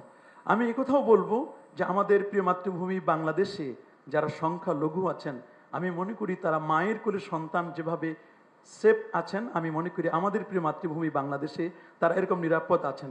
যদিও কেউ বা কোনো গুজব ছড়াচ্ছেন, আমরা গুজবে কান দিব না। আমি মনে করি স্যার, আপনি যে নতুন বাংলাদেশের স্বপ্ন আমাদেরকে দেখাচ্ছেন, আমরা আপনাদের সাথে রয়েছি। আলেম ওলামা আমরা যারাই আছি, সারা বাংলাদেশের আলেম ওলামা আমরা এই কথা বলতে পারি যে যখনই কোনো প্রয়োজন হবে আপনি আমাদেরকে আজকে ডেকেছেন, নেক্সটে যদি আমাদেরকে কখনো ডাকেন, এই জন্য আপনি যত ধরনের পদক্ষেপ নেবেন আমরা ইনশাআল্লাহ আলেম ওলামারা আমরা আপনার সাথে আমরা আছি। যখনই প্রয়োজন হবে আমরা ইনশাআল্লাহ আপনার ডাকে আমরা সাড়া দিব ইনশাআল্লাহ। আমরা বলবো যে ধর্ম যার যার, এই প্রিয় মাতৃভূমি বাংলাদেশ আমাদের সবার, এই স্লোগানটিকে যদি আমরা সামনে নিয়ে যদি আমরা আগাতে পারি, আমরা আশা করি আমরা সফল হব। তবে এ ব্যাপারে আমার কয়েকটি প্রস্তাব হচ্ছে, আমরা জাতীয় মসজিদ বাইতুল মুকাররমে কিভাবে সম্প্রীতি এবং সদ্ভাব আন্তঃধর্মীয় যারা আমাদের ধর্মগুরু আছেন তাদের মধ্যে কিভাবে এটি সম্পৃক্ততা করা যায়, এই জন্য জাতীয় মসজিদ বাইতুল মুকাররমে সেখানে আলোচনা হতে পারে। এছাড়া সারা বাংলাদেশের খতিবদেরকে একটা ইনস্ট্রাকশন দেওয়া যেতে পারে যে তারা কিভাবে তাদের মসজিদগুলোতে আলোচনা করবে এবং মন্দির সহ অন্যান্য জায়গায়, এবং সারা বাংলাদেশের যতগুলো শহর রয়েছে, বিশেষ করে আমরা যদি বিভাগীয় শহরগুলোতে কোনো বড় বড় এরকম কোনো প্রোগ্রাম করা যায় কিনা, যারা ইনফ্লুয়েন্সিয়াল স্পিকার যারা রয়েছেন, বিশেষ করে এই স্পিকারদের মাধ্যমে কিভাবে সম্প্রীতি এবং সদ্ভাব রক্ষা করা যায় এই বিষয়গুলো। এছাড়াও আমরা আমাদের বাংলাদেশ টেলিভিশন সহ অন্যান্য চ্যানেলগুলোতে আপনার নেতৃত্বে বা এরকম কোনো আলেম ওলামা বা অন্য কোনো ধর্মগুরু যারা আছেন তাদের মাধ্যমে এমন কোনো বক্তব্য আমরা কোট করতে পারি কিনা যাতে করে মানুষ এগুলো শুনে কমপক্ষে তারা আশ্বস্ত হবেন যে না, আসলে আমরা নিরাপদে আছি, আমরা নিরাপদে থাকব। আপনি আমাদেরকে যখনই যে কোনো প্রয়োজনে আলেম ওলামাদেরকে ডাকবেন, ইনশাআল্লাহ আমরা আপনার সাথে আছি। আল্লাহ কবুল করুন, মঞ্জুর। সবাইকে শুভেচ্ছা, আমার সালাম নেবেন, প্রণাম জানবেন, জয়গুরু। আমি এখানে আসলে কেন আমন্ত্রিত হয়েছি ঠিক জানি না। আমি আমাদের মাননীয় উপদেষ্টারা তারা আমাকে ডেকেছেন, ওদের সম্ভবত এই কারণে যে আমি দীর্ঘকাল লড়ছি বিশেষত আমাদের সকল নাগরিকের মানবিক এবং নাগরিক অধিকারের জন্য। সেদিক থেকে আমার চোখে রাষ্ট্রের দিক থেকে আসলে এই ধর্ম বা ধর্মীয় পরিচয় কিংবা অন্য কোনো পরিচয় চেয়ে অনেক গুরুত্বপূর্ণ পরিচয় হচ্ছে নাগরিক অধিকারটা নিশ্চিত করা, এবং জুলাই গণঅভ্যুত্থানটা হয়েছে নাগরিক অধিকার নিশ্চিত করার জন্য। তো সেই দিক থেকে আমরা দেখেছি যে জুলাই গণঅভ্যুত্থানের পরে বিভিন্ন ক্ষেত্রে নাগরিক অধিকার ক্ষুণ্ণ হয়েছে। এটা আমরা একটা বড় ঘটনা, একটা অভূতপূর্ব বিপ্লব দিয়ে গেছি, এবং এটা একটা নানান কারণে আমাদের শিথিলতা আছে, আমাদের দুর্বলতা আছে, কিন্তু সেই সুযোগটা কিছু কিছু শক্তি আমাদের দেশের ভেতরে এবং দেশের বাইরে তা এটা গ্রহণ করতে চাইছে, এবং বর্তমান সরকারকে আনস্টেবল করবার তাদের একটা অত্যন্ত পরিষ্কার একটা আমরা দেখছি তাদের একটা পরিকল্পনা আছে। সেই থেকে আমার প্রথম যে কথাটা হবে, আমাদের সকলকে অনেক বেশি সতর্ক হতে হবে, এবং ইস্যুটা শুধুমাত্র যে এই আমাদের সম্প্রীতি, ধর্মীয় সম্প্রীতি ব্যাপারটা তা নয়, এটা নাগরিক এবং মানবিক অধিকারের প্রশ্ন, এটা বাংলাদেশকে নতুনভাবে গঠনতন্ত্র প্রণয়নের প্রশ্ন, এবং একই সঙ্গে এই বর্তমান অন্তর্বর্তীকালীন সরকার আমাদেরকে যে স্বপ্ন দেখাতে পারে তার সঙ্গে এটা যুক্ত। এবং এটার সঙ্গে আমি আর দুইটা কথা দিয়ে যোগ করবো, যেহেতু সময় অত্যন্ত কম, আসলে অনেক আলোচনা করার দরকার আছে। আমি এখানে কিন্তু সনাতন যে জোটটা হয়েছে, সম্মিলিত জোট, তাদের কাউকে এখানে আছেন কিনা আমি দেখছি না। কারণ বাংলাদেশের এখনকার সংকটে সবচেয়ে গুরুত্বপূর্ণ যারা আছেন তারা হলো সনাতন যে জোট, সম্মিলিত জোট তারা, এবং তাদেরই যে নেতা চিন্ময় কৃষ্ণদাস, তিনি ইতিমধ্যে সরকার তাকে গ্রেফতার করেছেন রাষ্ট্রদ্রোহিতার অভিযোগে। এখন রাষ্ট্রদ্রোহিতা একটা কিন্তু ব্রিটিশ আইন, এবং আমরা কিন্তু জুলাই গণঅভ্যুত্থানের পরে এই ধরনের আইন নাগরিকত্বের উপর প্রয়োগ হবে এটা কিন্তু আমরাও আশা করি না যারা জুলাই অভ্যুত্থানের সঙ্গে যুক্ত ছিলেন। ফলে এখানে আইনগত দেখতে হচ্ছে যে একজন ব্যক্তি এখানে আপনার তার বিরুদ্ধে অভিযোগ করেছে, যে অভিযোগ করা হোক না কেন, তিনি একজন একটা বিএনপি, তিনি একজন সদস্য, এবং সে সদস্য করেছে, পরবর্তীকালে বিএনপি আবার তাকে বরখাস্ত করেছে, তার দল থেকে বহিষ্কার করেছে, কিন্তু তার এই মামলাটা তোলা হয় নাই। ফলে দেখা যাচ্ছে এখানে একটা রাজনৈতিক দলেরও এখানে একটা উস্কানি রয়েছে পরিষ্কার, যেটা আমাদেরকে পরিষ্কার হতে হবে যে কেন এই মামলাটা করা হলো, এবং যদি তারা বহিষ্কারই করে থাকেন তাহলে সেই মামলা কেন তারা উঠে তারা করেন। ফলে আমাদের কাছে প্রশ্ন এসে গেছে, যারা আমরা জুলাই অভ্যুত্থানে ছিলাম এবং আমাদের উপদেশ সমাজে অনেকে আছেন, তাদের জীবন ঝুঁকি নিয়ে আমরা এই কাজটা করেছি। ফলে যারা বাংলাদেশকে অস্থিতিশীল করছে, এটা কিন্তু বাংলাদেশের ভেতরে, আমি কলকাতার কি তাদের যে একটা অত্যন্ত নিম্ন শ্রেণীর আপনি কি বলে গণমাধ্যম কী প্রচার করছে, এটা ইরেলেভেন্ট আমাদের জন্য। আমরা জানি যে ভারতের যে তাদের যে সত্যিকারে যারা তারা সিদ্ধান্ত গ্রহণ করেন, তাদের ব্যাপারটা ভিন্ন রকম। ফলে আজকে এখানকার যে বিভিন্ন ধর্মের সঙ্গে সম্পর্কের প্রশ্নটা একই সঙ্গে একটা ভূরাজনৈতিক প্রশ্ন হয়ে উঠেছে, এবং এটা বাংলাদেশের জন্য অত্যন্ত বিপজ্জনক। এবং আমি অত্যন্ত ক্ষোভের সঙ্গে এটা বলবো যে আমাদের এই ব্যাপারটা হ্যান্ডেল করাটা, এটাকে এনগেজ করাটা, যারা আমাদের দুঃখ পেয়েছেন, কোনো কারণে মনে করছেন তাদের নাগরিক মানবিক অধিকার ক্ষুণ্ণ হয়েছে, তাদের সঙ্গে কথা বলবার জন্য আমরা রয়েছি নাগরিকরা, আমরা এই গণ অভ্যুত্থানের সঙ্গে যারা যুক্ত, আমরাই রয়েছি তাদের সঙ্গে কথা বলবার জন্য। সেই ক্ষেত্রে যদি আইনের দ্বারা, ব্রিটিশ আইনের দ্বারা একজন নাগরিককে, এবং তিনি একজন সন্ত, এর আগে এখানকার সনাতন ধর্মাবলম্বীদের বিভিন্ন রাজনৈতিক দল বিভিন্নভাবে ব্যবহার করেছে, এবং তারা সেই বিভিন্ন ব্যবহারের থেকে তারা বেরিয়ে এসে তারা আজকে এই ছাত্রদের এই আন্দোলনের সমর্থন দেবার জন্যে তারা নৈতিকভাবে যেমন তারা তৈরি, একই সঙ্গে এই সরকারকে তারা সমর্থন দেবার জন্য তৈরি। ফলে আমি আপনার কাছে বিনীতভাবে জানতে চাই আমাদের মাননীয় প্রধান উপদেষ্টার কাছে, যে কি করে আজকে চিন্ময় দাশগুপ্তকে, এই চিন্ময় কৃষ্ণ দাসকে এখানে আপনার গ্রেফতার করা হলো, তার আইনি ভিত্তিটা কী ছিল, এবং একই সঙ্গে তার নৈতিক এবং অন্যান্য ভিত্তি, আন্তর্জাতিক মানবাধিকার, তাদের সমাবেশ করার অধিকার আছে, তার তো কথা বলার অধিকার আছে। এবং আমি নিজে ব্যক্তিগতভাবে চিন্ময় সঙ্গে কথা বলেছি, এবং আমার তাকে কোনোভাবে বাংলাদেশের রাষ্ট্রদ্রোহী বলে মনে হয়নি। তাদের কিছু অভিযোগ আছে, এবং এর আগে বিভিন্ন রকম রাজনৈতিক দলগুলো তাদেরকে ব্যবহার করেছে, অত্যন্ত খারাপভাবে ব্যবহার করেছে। এই মানুষটি সেই ব্যবহার থেকে বেরিয়ে এসে, যেহেতু সে একটা সন্ত, একজন সাধু, তিনি এসে চেষ্টা করছেন সকলের সঙ্গে মিশে এটা করতে। ফলে তার কোনো কোনো কথার মধ্যে আমাদের হতে পারে, আমরা দ্বিমত করতে পারি, অমত করতে পারি, তর্ক করতে পারি, কিন্তু অবশ্যই তিনি বাংলাদেশের রাষ্ট্রদ্রোহী, বাংলাদেশকে ধ্বংস করতে চায়, এরকম কোনো রকম তৎপরতার সঙ্গে যুক্ত আছে। এটা আমার কাছে কোনো প্রমাণ নেই, অন্তত আমার কাছে নেই। যদি আমাদের স্বরাষ্ট্র মন্ত্রীর কাছে থাকে, আমি আনন্দ চিত্তে এটা দেখব। তো আমি মনে করি যে এই যে একটা বড় বিপদের মধ্যে আমরা বাংলাদেশকে ফেলে দিয়েছি, এই বিপদটা আমরা উদ্ধার পাওয়াটা এখন অত্যন্ত গুরুত্বপূর্ণ। আজকে যে ভাবমূর্তি নষ্ট হয়েছে আমাদের, আমি অত্যন্ত দুঃখের সঙ্গে কথাটা বলছি। এতগুলো মানুষ মারা গেল, এতগুলো ছেলে পঙ্গু হয়ে রয়েছে, সেখানে আমরা এখানে বাংলাদেশকে একটা জঘন্য দেশ হিসেবে, যেখানে সংখ্যালঘুরা নিরাপদ নয়, এইভাবে আমরা আমাদের কাজকে সারা পৃথিবীতে আগে করা হচ্ছে। অথচ এই ধরনের লোকদেরকে, চিন্ময় যিনি যে সন্ত, তাকে নিয়ে আজকে সারা পৃথিবীকে বলতে পারতাম যে বাংলাদেশের সংখ্যালঘুরা আপনার মোটো আপনার অনিরাপদ নয়, তাদের উপর যে নির্যাতন হয়েছে, নিঃসন্দেহে সেই নির্যাতনের একটা অবশ্যই তার একটা বিহিত হবে। এখানে দেবত্ব সম্পত্তি দখল হয়েছে আওয়ামী লীগের আমলে। এখানে আমি জানি যে আরও যারা আছেন, বৌদ্ধ আছে, বিভিন্ন বৌদ্ধ মঠ আছে, বৌদ্ধ বিহারের কথা বলা আছে, এগুলো তো দখল হয়েছে এর আগে সরকারের আমলে। তবে এই সরকার তো উচিত ছিল এই যে বিষয়গুলো, যেগুলো তারা আন্তরিকভাবে হাজির করার চেষ্টা করছেন, এটা মনোযোগ দিয়ে শোনা। তো আমি বিনীতভাবে অনুরোধ করবো। তাছাড়া আরেকটা কথা বলি, মাজার ভাঙ্গা হচ্ছে, মাজার ভাঙ্গা হচ্ছে। যারা মাজার ভাঙতে, আমি গত কদিন আগে মাজার ভাঙ্গা হয়েছে, একটার পর একটা মাজার ভাঙ্গা হয়েছে, যেটা একদম ইসরায়েলি নীতিতে। ইসরায়েলও কিন্তু যেটা করে দক্ষিণ আপনার ওয়েস্ট ব্যাংকে, যে এখানকে ইসলামের যে ইতিহাস, চারদিক ইতিহাসে পীর মুর্শেদ ওলি আউলিয়ারা তারা যে ভূমিকা রেখেছেন, সে ঐতিহ্যকে মুছে ফেলা, ইতিহাসকে মুছে ফেলা, স্মৃতিকে মুছে ফেলা। শাহপুরানের মাজারকে ধ্বংস করা হয়েছে, এরপর একটা পর একটা মাজার ধ্বংস করা হচ্ছে, কিন্তু এই সরকারের দিক থেকে আমরা কিন্তু কোনো প্রকার সত্যিকারের শক্ত কোনো অবস্থান দেখি না। যারা মাজার ভেঙেছে, আমি স্বরাষ্ট্র মন্ত্রণালয় থাকলে প্রশ্ন করতাম, তারা যারা ভেঙেছে তাদের বিরুদ্ধে কোনো মামলা হয় না, তাদের কাউকে তো গ্রেফতার করা হয় না। তাই এটা তো চলতে পারে না রাষ্ট্রীয়ভাবে। কারণ আজকে আমরা যে জায়গায় পৌঁছেছি, আমি এখানে যারা হাজির হয়েছেন, মূলত যারা স্টেক হোল্ডার, যারা মূলত দাবি তুলছেন যে তাদের যে সকল অধিকার রয়েছে, তারা নাগরিক অধিকার আছে, মানবিক অধিকার আছে, সমাবেশ করার অধিকার আছে, অনেক ক্ষেত্রে আমাদের সঙ্গে তাদের একমত নাও। ধন্যবাদ। কিন্তু আলোচনা করবার একটা পরিবেশটা তৈরি করার জন্য আমি শুধুমাত্র বিনীত অনুরোধ জানাবো যে চিন্ময় কৃষ্ণ দাসের বিরুদ্ধে সত্যিকারে কোনো অভিযোগ যদি না থাকে, প্রথম কাজ হচ্ছে তাকে মুক্তি দেওয়া, তাকে জামিন না দেওয়াটা due process of the law এর লঙ্ঘন।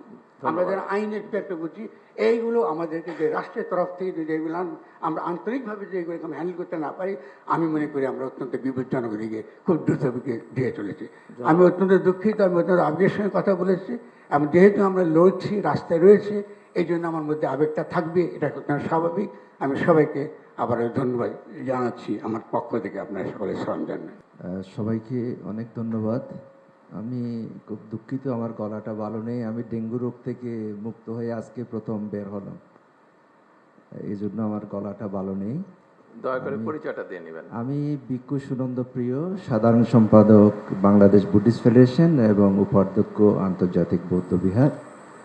আমার এটা মনে হয় দ্বিতীয়বার মাননীয় প্রধান উপদেষ্টার সাথে বৈঠকের সৌভাগ্য হলো উনি দায়িত্ব নেওয়ার পরে।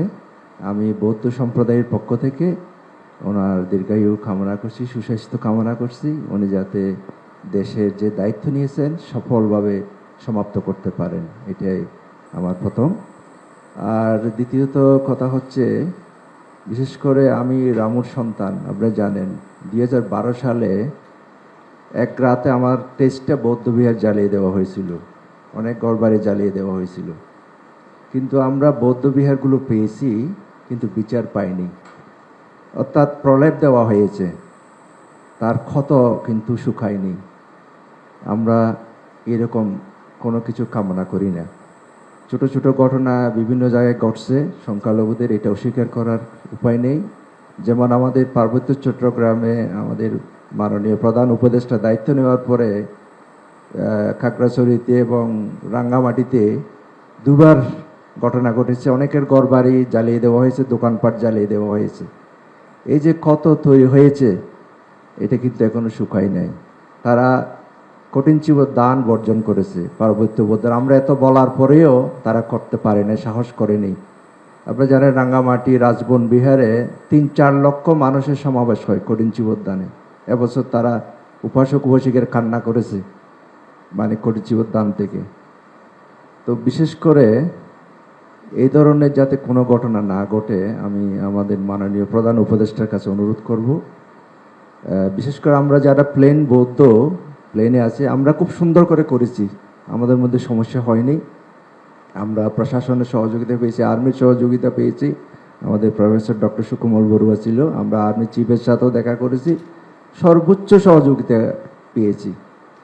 তো আমরা আজকে যারা এখানে এসেছি সকল ধর্মের মানুষ, আমরা এদেশে মিলেমিশে থাকব। আমাদের যারা হুজুরের আছে আপনাদের প্রতি একটু বিনীত অনুরোধ, আপনারা যারা ওয়াজ করেন বয়ান করেন একটু শান্তি সম্প্রীতির কথাগুলো একটু বেশি করে বলবেন, কারণ শান্তি সম্প্রীতি ছাড়া কেউ সুখে থাকতে পারবেন না এদেশে। এদেশকে যদি আমরা সুন্দর বিশ্ব দরবারে তুলে ধরতে চাই, এটা শান্তি সম্প্রীতি সংহতি সকল সম্প্রদায়ের মধ্যে এটা প্রীতিবন্ধনটা এটা অটুট দৃঢ় রাখতে হবে। আমরা এমন একজন মানুষ পেয়েছি, উনি বিশ্বের নোবেল জয়ী, এরকম সৌভাগ্য আর আমাদের হবে কিনা জানি না। বিশেষ করে আমরা চট্টগ্রামবাসী, আমরা যারা বৌদ্ধরা আছি আমরা 90% চট্টগ্রামের। আমরা স্বাভাবিকভাবেই ওনার প্রতি আমরা মানে আমাদের একটা আলাদা সফট কর্নার, একজন বিশ্বজয়ী মানুষ আমরা পেয়েছি, শান্তির দূত এদেশে। উনি যতদিন আছেন যাতে আমাদের দেশটা সমুন্নত থাকে এবং ঐক্য সংহতির বিষয়ে কোনো কম্প্রোমাইজ নাই। সোজা কথা, আমরা এদেশে সন্তান, আমরা এদেশে জন্মগ্রহণ করেছি, এদেশের এই যে পতাকা, এখানে যে আমরা লাল সবুজের পতাকা, এই পতাকার মান আমরা রাখবো, আমরা যে সম্প্রদায় হই না কেন। ধন্যবাদ সবাই। আসসালামু আলাইকুম ওয়া রাহমাতুল্লাহি তাআলা ওয়া বারাকাতুহু। নাহমাদুহু ওয়া নুসাল্লি ওয়া নুসাল্লিমু আলা রাসূলিল কারীম। সম্মানিত প্রধান উপদেষ্টাবৃন্দ, বিভিন্ন ধর্মের যারা আজকে জমায়েত হয়েছেন সকলকে আমি আন্তরিকভাবে মোবারকবাদ। পরিচয়টা দিয়ে নেন। আমি মোহাম্মদ জসিমউদ্দিন আল আজহারি, অধ্যক্ষ কাদেরিয়া তৈবিয়া আলিয়া কামিল মাদ্রাসা মোহাম্মদপুর, ঢাকা, যুগ্ম মহাসচিব আহলে সুন্নাত ওয়াল জামাত বাংলাদেশ। আজকের এই অনুষ্ঠানে আমি শরীক হতে পেরে নিজেকে ধন্য মনে করছি। আমাদের কয়েকদিনে বাংলাদেশের যে পরিস্থিতি, সেই পরিস্থিতিকে সামনে সামাল দেওয়ার জন্য আপনি যে আমাদেরকে আহ্বান করেছেন, আমি একজন দেশের নাম প্রস্তাব থাকবে আমার, যা ঘটে না তার চেয়ে রটাই বেশি, সেটা প্রতিকারের জন্য প্রথম মাধ্যম হচ্ছে আমাদের মিডিয়া, সেই মিডিয়া সব সময় আমাদের দেশে, আমরা স্বাধীন দেশে এইভাবে মিডিয়া যখন যেভাবে সে গুজব রটায়, আমি আপনার মাধ্যমে চাই প্রথম গুজবটা বন্ধ হোক, 1 নম্বর। দ্বিতীয় হচ্ছে আমাদের সম্প্রীতির এই দেশ, 12 আউলিয়ার দেশ, 360 আউলিয়ার দেশ, এটা মুসলমান, হিন্দু, বৌদ্ধ, খ্রিস্টান সকলের সম্প্রীতির একটা দেশ, যে দেশ আল্লাহর ওলিরা এই দেশে আদর্শ দিয়ে, মহাব্বত দিয়ে, প্রেম দিয়ে, ভালোবাসা দিয়ে আমাদের মধ্যে একটা সুন্দর সৌহার্দ্যপূর্ণ দেশ আমাদেরকে উপহার করা হয়। আমার মনে হয় অনেকাংশে লাঘব হবে আমাদের এই গুজবটা এবং অন্যায় করাটা। তৃতীয় প্রস্তাব আমার প্রস্তাব যে আমাদের বিশেষ করে আমরা যারা মাদ্রাসা লাইনে বা বিভিন্ন ধর্মের বড় পদে থাকি, আমাদেরও সাধারণ পাবলিকদেরকে ধর্মে কাউকে উৎসাহিত করে না। পৃথিবীর যত ধর্ম আছে প্রত্যেক ধর্মের নীতি হচ্ছে মানব প্রেম, ভালোবাসা। ইরহামু মান ফিল আরদি ইয়ারহামুকুম মান ফিস সামা। আল্লাহর হাবিব বলেছেন, তোমরা জমিনে যারা থাকে তাদেরকে ভালোবাসো, আকাশের ফেরেশতারা তোমাদেরকে ভালোবাসবে। সেই অমীয় বানিয়ে নিয়ে আমরা যদি এগিয়ে যাই, আমার পার্শ্ববর্তী একজন হিন্দু থাকেন, আমি তার উপর আঘাত করব কেন? আমার পার্শ্ববর্তী খ্রিস্টান আছে, তাকে আঘাত করব কেন? সেইভাবে যদি আমরা আলেম ওলামা আমাদের নসিহতে, মসজিদে, আমরা আমাদের মন্দিরে আমরা মানুষকে যদি বুঝাই, আশা রাখি আমাদের এইভাবে ছোট ঘটনাকে কেন্দ্র করে বড় থেকে একটা দেশে আমাদের বিরুদ্ধে প্রভাকাণ্ডা ছড়াবে, এটা হতে পারে না। আমি আশ্বস্ত করছি আপনাকে, আমরা যারা আহলে সুন্নাত ওয়াল জামাত, আমরা আপনার ডাকে যে কোনো সময় সাড়া দেব। দেশ রক্ষার্থে, দেশের শান্তি এবং সম্প্রীতি রক্ষার্থে যা যা করণীয় আপনাদের মাধ্যমে যদি আমাদেরকে অনুরোধ বলেন, আমরা আপনার পাশে থাকবো। ধন্যবাদ। এই প্রত্যাশা রেখে শেষ করছি। আমার নাম ফিলিপ গাইন। আর ফিলিপ, খুব সংক্ষেপে, এই জন্য যে আমাদের এই 30 মিনিটের মধ্যে শেষ করতে হবে সভা, কারণ এরপরে আরেকটা প্রোগ্রাম আছে। খুব সংক্ষেপেই বলবো, সেটা হচ্ছে আমি কোনো আপনার ধর্মীয় নেতা নই বা কোনো রাজনৈতিক নেতা নই। আমি একজন মাঠকর্মী, গবেষণা কাজ করি, পার্ট টাইম শিক্ষকতাও করি, বিশ্ববিদ্যালয়ে কমিউনিকেশনসের শিক্ষকতা করি। তো আমি 2:30টার সময় ফোন পেয়েছি, এখানে 3:30টার মধ্যে উপস্থিত হয়েছি একটা বিষয় বলার জন্য, যে আমি মূলত পরিবেশ নিয়ে কাজ করি, গবেষণা করি এবং মানবাধিকার নিয়েও কাজ করি। সেখানে বিশেষ করে আমরা একটা সেন্টার করেছি গত 30 বছর ধরে কাজ করতে করতে প্রান্তিক মানুষদের নিয়ে। তো যখন আমন্ত্রণ পেলাম তখন ভাবলাম যে হয়তো 2-1টা কথা বলতে পারবো। আমরা 30 নভেম্বর একটা বড় ধরনের অনুষ্ঠান করেছি, সারাদিন ব্যাপী কর্মশালা। সেখানে প্রফেসর রেহমান সোবহান উপস্থিত ছিলেন এবং উনি শুনলেন, ওনার সাথে বেশ কয়েকদিন ধরে আলাপ হচ্ছে। বলল যে ফিলিপ, তুমি এই যে যাদের নিয়ে কাজ করো, হরিজন, ঋষি, যারা শুকর চড়ায়, কায়পুত্র, বেদে, ক্ষুদ্র জাতিসত্তার মানুষ, এদের প্রতি যে বৈষম্য হচ্ছে, তুমি কি সেটা বলতে পারছো? তোমার কথা কি কেউ শুনছে? তাই আমি বললাম, আমরা চেষ্টা করছি। আমরা যে সহিংসতা দেখি, সংঘর্ষ দেখি, একটা হচ্ছে প্রত্যক্ষ, এবং প্রত্যক্ষ সহিংসতার পেছনে তো পরোক্ষ অনেক সহিংসতা কাজ করে। এই যে ছাত্র সমাজ যে আন্দোলন করেছে, তারা প্রথমে কোটা বিরোধী আন্দোলন করেছেন, কিন্তু পরে দেখা গেল আসলে বিষয়টা তো বৈষম্যের বিষয়। তারা বৈষম্যের অবসান চান এবং ওনারা জয়ী হয়েছেন। যদি জয়ী না হতেন তাহলে এত যে এই বৈষম্যের বিরুদ্ধে গিয়ে যে আন্দোলন হয়েছে, তাতে যত রকমের সহিংস ঘটনা ঘটেছে, তাদের অবস্থা কি হতো? আপনি একবার ভেবে দেখুন যে শ্রীমঙ্গল পৌরসভায় এখনও একজন পরিচ্ছন্নতা কর্মীর মাসিক বেতন 1000 টাকা। নভেম্বরের 30 তারিখ পর্যন্ত বেতন ছিল 550 টাকা। কয়েক বছর আগে পর্যন্ত পার্বতীপুর একজন হরিজনের বেতন ছিল 250 টাকা মাসে। চা বাগানে একজন শ্রমিকের বেতন 178 টাকা। এরা যে বৈষম্যের শিকার, এবং এরকম আরও অনেক রকমের পেশাগোষ্ঠী বাংলাদেশে আছে। তো আমরা এই সমস্ত বিষয় যখন উত্থাপন করলাম, উনি পরামর্শ দিলেন, ফিলিপ, তোমাকে আমরা দায়িত্ব দিলাম, তুমি প্রধান উপদেষ্টা প্রফেসর ইউনূসের সঙ্গে দেখা করবা এবং করে তাকে এই যে তোমার 50খানা বইপত্র গবেষণাপত্র আছে এগুলো তাকে দিবা এবং বুঝিয়ে বলবা যে এই যে সহিংসতা বৈষম্য এর জন্য যেন আমাদের দেশে একটা স্থায়ী কোনো কাঠামো থাকে। যেমন এখনই সংস্কার হচ্ছে, এই সংস্কারের মধ্যে এই বিষয়গুলো আসছে কিনা, যে এই যে একজন শ্রমিক 550 টাকা পাচ্ছে মাসে, একজন শ্রমিক 178 টাকা পাচ্ছে, এই সমস্ত বিষয়গুলো যাতে আসে এইটা তোমার দায়িত্ব, তুমি এইগুলো উপস্থাপন করবা। তার জন্য যদি একটা সংস্কার কমিশন হয় এদের জন্য, এই মানুষদের জন্য, আমাদের ব্রাত্যজন রিসোর্স সেন্টার, সেখানে আমরা হিসেব করে দেখেছি যে আমরা 7 মিলিয়ন মানুষের জন্য কাজ করি, কিন্তু আমরা কোনো সার্ভিস না, আমরা বেসিক্যালি গবেষণা। তো আমরা ইতিমধ্যে প্রফেসর ইউনূসের সঙ্গে সাক্ষাতের জন্য প্রার্থনা জানিয়েছি এবং আমাদের যে গবেষণালব্ধ 40 বছরের গবেষণালব্ধ বইপত্র আছে এগুলো আমরা দিতে চাই। আমরা আপনাদের সাথে থাকতে চাই। যে সহিংসতা আমরা সবসময় দেখি, এগুলো নিয়ে আমরা সবসময় আলোচনা করছি, কিন্তু যেগুলো অপ্রত্যক্ষ পরোক্ষ যে সহিংসতা, যে বৈষম্য, সেটার প্রতি নজর দিতে গেলে আমাদের একটা কাঠামো থাকতে হবে। অনেক ধন্যবাদ। সবাইকে ধন্যবাদ। অনেক ধন্যবাদ মাননীয় প্রধান উপদেষ্টা মহোদয়কে আমাদেরকে আজকে এই চমৎকার আয়োজনে সামিল করবার জন্য। আমি কোনো ভূমিকা ছাড়াই মূল কথায় প্রবেশ করছি, সময় খুবই কম। আমাদের এই ছোট্ট এবং ক্ষুদ্র বাংলাদেশে ছোট বড় অনেক সমস্যাই আমাদের আছে। আমাদের এখানে গ্রাম থেকে শহরে ভাই ভাইয়ে যে কলহ হয়, কোন্দল হয়, সেটা পৃথিবীর অনেক দেশে কিন্তু হয় না। এই বাস্তবতাকে আমরা মনে হয় কেউই অস্বীকার করতে পারবো না। আমাদের এখানে যে রাজনৈতিক কোন্দল হয়ে আসছে 50 বছর ধরে, পৃথিবীর অনেক দেশেই কিন্তু সেটি হয় না।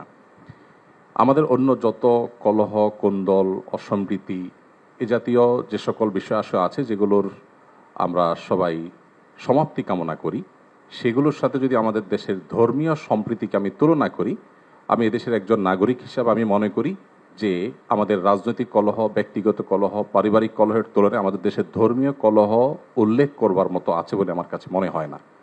অবশ্য এটি আমার মনে হওয়া না হওয়াতে কিছু আসে যায় না। এটি আমাদের সম্মানিত অন্য ধর্মাবলম্বী যে সমস্ত আমাদের বন্ধুরা আছেন, ভাইরা আছেন, শ্রদ্ধেয় ব্যক্তিবর্গ আছেন, এটি তাদের আমার মনে হয় বলতে হবে। আমি শুধু এটুকু বলবো যে 5ই আগস্ট আমার ফেসবুক পেজে কয়েক মিলিয়ন ফলোয়ার্সকে লক্ষ্য করে আমি একাধিকবার লাইভে এসেছি, যেটা আমার দীর্ঘ 10-12 বছরের সোশ্যাল মিডিয়ার ইতিহাসে কখনো আসেনি। প্রত্যেকটি লাইভে আমি চেষ্টা করেছি এদেশের সর্বশ্রেণীর সাধারণ মুসলমান সহ অন্যান্য ধর্মাবলম্বীদেরকে শান্ত রাখবার আহ্বান করার জন্য। চট্টগ্রামে যখন আইনজীবী আলিফ হত্যাকাণ্ড ঘটলো, সাথে সাথে আমি আমার দায়িত্ব থেকে নিজে এবং অন্যান্য আলেম ওলামাদের সাথে কথা বলেছি। আমি যতটুকু জানি এখানে অনেক সিনিয়র ব্যক্তিবর্গ আছেন, ওলামা একরাম আছেন। এদেশে ওলামা একরাম সবসময় সম্প্রীতি এবং শান্তি বজায় রাখার জন্য তারা কাজ করে চলেছেন এবং আমার জানা মতে ওলামা একরাম রিনাউন্ড কোনো আলেম কখনো অন্য ধর্মাবলম্বীদের কোনো প্রকার শান্তি বিঘ্ন সৃষ্টি করার মতো কোনো কাজ, কোনো আহ্বান, কোনো উদ্যোগ তারা কখনো নিয়েছেন বলে আমার জানা নেই। পৃথিবীর অনেক দেশে যারা আমাদেরকে সকাল বিকাল নসিহত করেন, আমি তাদের প্রতি শ্রদ্ধা রেখে বলছি, সেখানে যেরকম আমরা দেখি দলে দলে মানুষ গিয়ে বিভিন্ন ধর্মাবলম্বীদের উপাসনালয়ে হামলা করে, আমাদের দেশে বিচ্ছিন্ন ঘটনা ঘটে না আমি তা বলবো না, তবে রিনাউন্ড ওলামা একরাম অত্যন্ত দায়িত্বশীল এবং দায়িত্বশীলতার পরিচয় তারা দিয়ে থাকেন। আমার মনে হয় এই জিনিসটা আমাদের অব্যাহত গতিতে এগিয়ে নিয়ে যেতে হবে। আমি আমাদের অন্য ধর্মাবলম্বী যে বন্ধুরা আছেন, ভাইরা আছেন, তাদেরকে বলবো প্রপাগান্ডায় আমরা যেন কোনোভাবে কান না দেই। আপনারা যদি কখনো সমস্যা বোধ করেন, আমি ব্যক্তিগতভাবে বলতে পারি আমার কথা, 5ই আগস্টে একটি হিন্দু পরিবার একজন মেজরের মাধ্যমে আমার সাথে যোগাযোগ করেছিলেন। আমি আমার সাধ্য অনুযায়ী তাদের নিরাপত্তার জন্য আমাদের যে সমস্ত ভাই বন্ধু আছে তাদের দিয়ে খুলনার একটি জায়গায় আমি ব্যবস্থা করেছি। আমার মনে হয় বাংলাদেশের যত বড় মাদ্রাসা আছে এখানে সব নেতৃত্বশীল ওলামা একরাম আছেন। আপনারা যদি কখনো কোনো মাদ্রাসায় গিয়ে বলেন যে আমাদের নিরাপত্তা বোধহয় আমরা ভয়ের মধ্যে আছি, নিরাপত্তাজনিত শঙ্কায় আছি, আমার মনে হয় আমাদের আইনশৃঙ্খলা রক্ষাকারী বাহিনী যেরকম আপনাদের পাশে দাঁড়াবে, ওলামা একরাম তাতে ন্যূনতম কার্পণ্য করবে না। যেভাবে পুজোর সময় মাদ্রাসার ছেলেরা মন্দিরগুলোকে পাহারা দিয়েছে, আমার মনে হয় পৃথিবীতে এটা বিরল একটা দৃষ্টান্ত এবং এটি কিন্তু আমাদেরকে আশা জাগায়। আমি আশা করব যে আমরা কোনো প্রপাগান্ডায় পা দেব না এবং আমরা মিলেমিশে আমাদের প্রিয় স্বদেশকে গড়ে তুলব। আমরা যে যে ধর্মে বিশ্বাসী হই না কেন, প্রিয় স্বদেশটা আমাদের সকলের। আমাদের স্বদেশে কোনো কালিমা লাগুক আমরা চাই না, আমরা সকলের সম্মিলিতভাবে ঐক্যবদ্ধ থাকতে চাই, ঐক্যবদ্ধ রাখতে চাই। আমরা যদি সবাই ঐক্যবদ্ধ থাকি তাহলে আমাদের দেশটি ভালো থাকবে, আমরা ভালো থাকবো। আমি আশা করছি আমাদের ঐক্যে কেউ চির ধরাতে পারবে না এবং এক্ষেত্রে আমাদের সীসা ডালা প্রাচীরের মতো চলতে হবে। আমাদের কোনো সমস্যার জায়গা থাকলে অবশ্যই আপনারা বলবেন, আমরা সেই জায়গাটাকে সংশোধন করব। কিন্তু আমরা আমাদের প্রিয় স্বদেশকে সমৃদ্ধ দেখতে চাই, মাথা উঁচু করে দাঁড়াতে পারে সেরকম দেখতে চাই। আমাদের তরুণরা আমাদেরকে যে নতুন বাংলাদেশ এনে দিয়েছেন, স্যারের নেতৃত্বে যে নতুন বাংলাদেশ এগিয়ে যাচ্ছে, এই অগ্রযাত্রাকে কোনো শক্তি যেন থামাতে না পারে। আমার মনে হয় ধর্ম বর্ণ নির্বিশেষে আমাদের প্রত্যেকেরই ঐক্যবদ্ধ থাকার, ঐক্যের শপথ নেওয়ার সময় এখন সবচেয়ে গুরুত্বপূর্ণ। সে বিষয়টি আমি সবার নজরে এনে আমি আবার বক্তব্য শেষ করছি। ধন্যবাদ সবাই। সভায় উপস্থিত অন্তর্বর্তীকালীন সরকারের মাননীয় প্রধান উপদেষ্টা ডক্টর মোহাম্মদ ইউনূস সহ অন্যান্য উপদেষ্টাবৃন্দ ও সম্মানিত ওলামা, সম্বোধনের দরকার নেই, আপনি আপনার পরিচয়টা দিয়ে আমি আমার যথাযোগ্য শুভেচ্ছা ও প্রীতি নমস্কার জ্ঞাপন করছি। আমি রামকৃষ্ণ মঠ ও রামকৃষ্ণ মিশনের সহ সম্পাদক। আমাদের স্বামীজি একটু অসুস্থের জন্য কলকাতায় ওনাকে ট্রিটমেন্টে পাঠানো হয়েছে। ওনার পক্ষ থেকে আমি একটু পাঠ করেই আমি শোনাবো আপনাদের। আমরা একজন এক ধর্মাবলম্বী হলেও আমরা প্রত্যেকে এদেশের নাগরিক। সনাতন ধর্মের রামায়ণে আছে জননী জন্মভূমিশ্চ স্বর্গদপি গরীয়সী, অর্থাৎ জননী ও জন্মভূমি স্বর্গের চেয়েও শ্রেষ্ঠ। দেশ আমাদের কাছে দেশ মাতৃকা।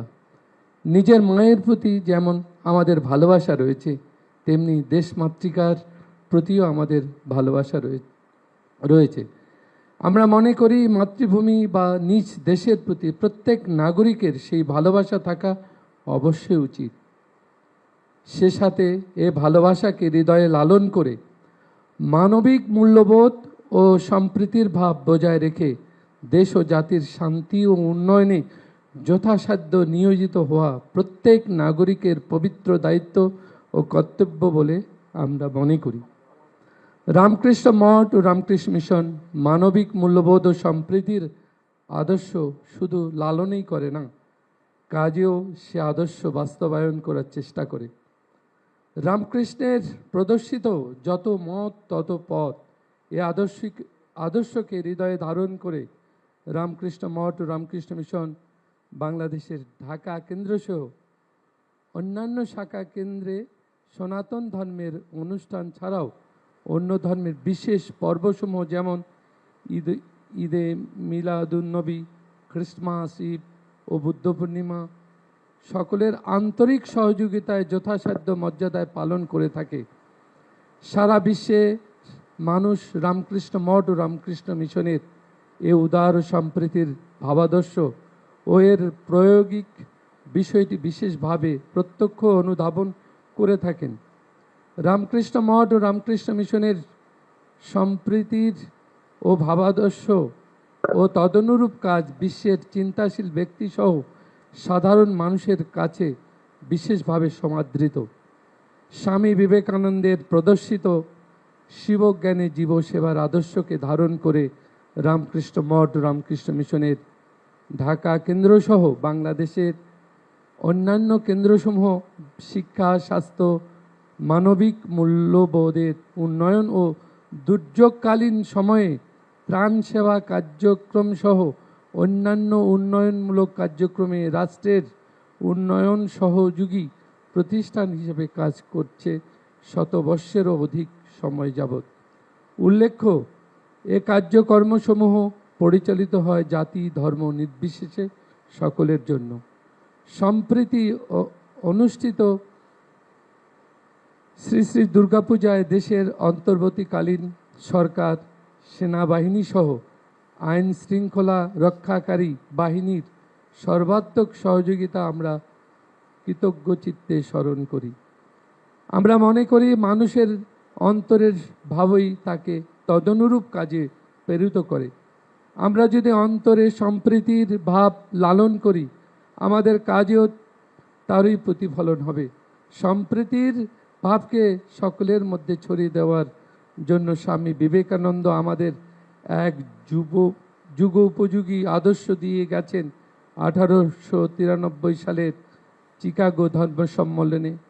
সেটি হচ্ছে বিবাদ নয় সহায়তা, বিনাশ নয় পরস্পরের ভাব গ্রহণ, মতবিরোধ নয় সমন্বয় ও শান্তি, আমরা যদি সহানুভূতির সাথে পরস্পরের সমস্যাসমূহ পর্যালোচনা ও বিবেচনা করি এবং সমন্বয় ও সহায়তার দৃষ্টিভঙ্গি দিয়ে সমস্যা সমাধানের চেষ্টা করি, তবে যে কোনো সংকট মোকাবেলা সহজতর হয়।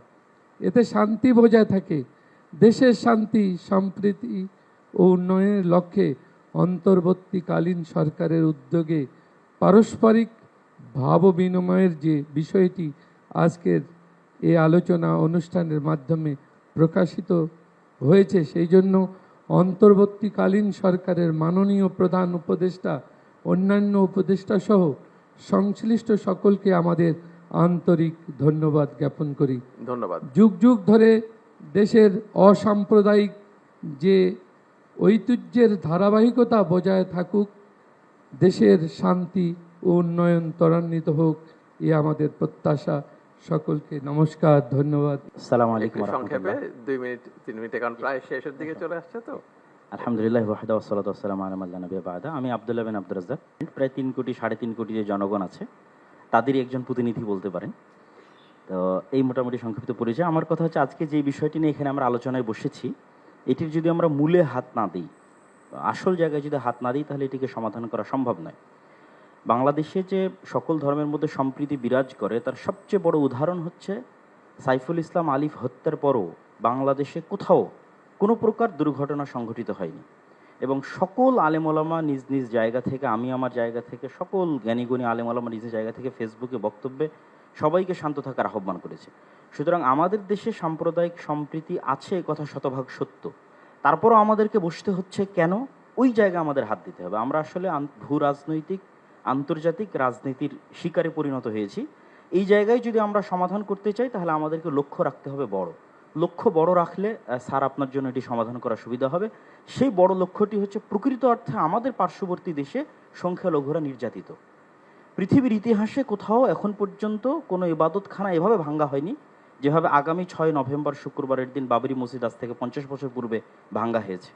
পুলিশ হেফাজতে যেভাবে মুসলিমদের হত্যা করা হয়েছে, মুসলিম এমপিকে, রানিং এমপিকে, এভাবে কোথাও হয়নি। এরকম আরও অসংখ্য ঘটনা আছে যেটা আমাদের পার্শ্ববর্তী দেশে প্রকৃত অর্থে সংখ্যালঘুরা নির্যাতিত। আমাদের দায়িত্ব মানুষ হিসেবে এবং তাদের পার্শ্ববর্তী দেশ হিসেবে, এবং 47-এ আমরা যে ওয়াদা দিয়ে এই দেশটাকে স্বাধীন করেছিলাম, সেই ওয়াদা রক্ষার্থে আমাদের দায়িত্ব হচ্ছে আমাদের পার্শ্ববর্তী দেশের সংখ্যালঘু নির্যাতনের প্রতিবাদে আমাদেরকে আওয়াজ ওঠানো। আমাদের দেশে কোনো সংখ্যালঘু নির্যাতন নাই, কিন্তু আমাদেরকে আওয়াজ উঠাতে হবে আমাদের পার্শ্ববর্তী দেশে যে সংখ্যালঘু নির্যাতন হচ্ছে সেটি নিয়ে। এই জন্য আমি আহ্বান জানাবো আমাদের মাননীয় প্রধান উপদেষ্টার প্রতি যে তিনি যেন এই বিষয়টির প্রতি দৃষ্টি দেন এবং সবাই আপনার সাথে আছে। গতকাল রাজনৈতিক দলগুলোকে দেখেছেন, আজকে ধর্মীয় নেতাদের দেখছেন, সকলেই আপনার সাথে আছে এবং আপনার হাতকে মজবুত করার জন্য দেশে যে জাতিগত ঐক্য তৈরি হয়েছে, এটিকে আপনি সাহস হিসেবে ধরে নিন।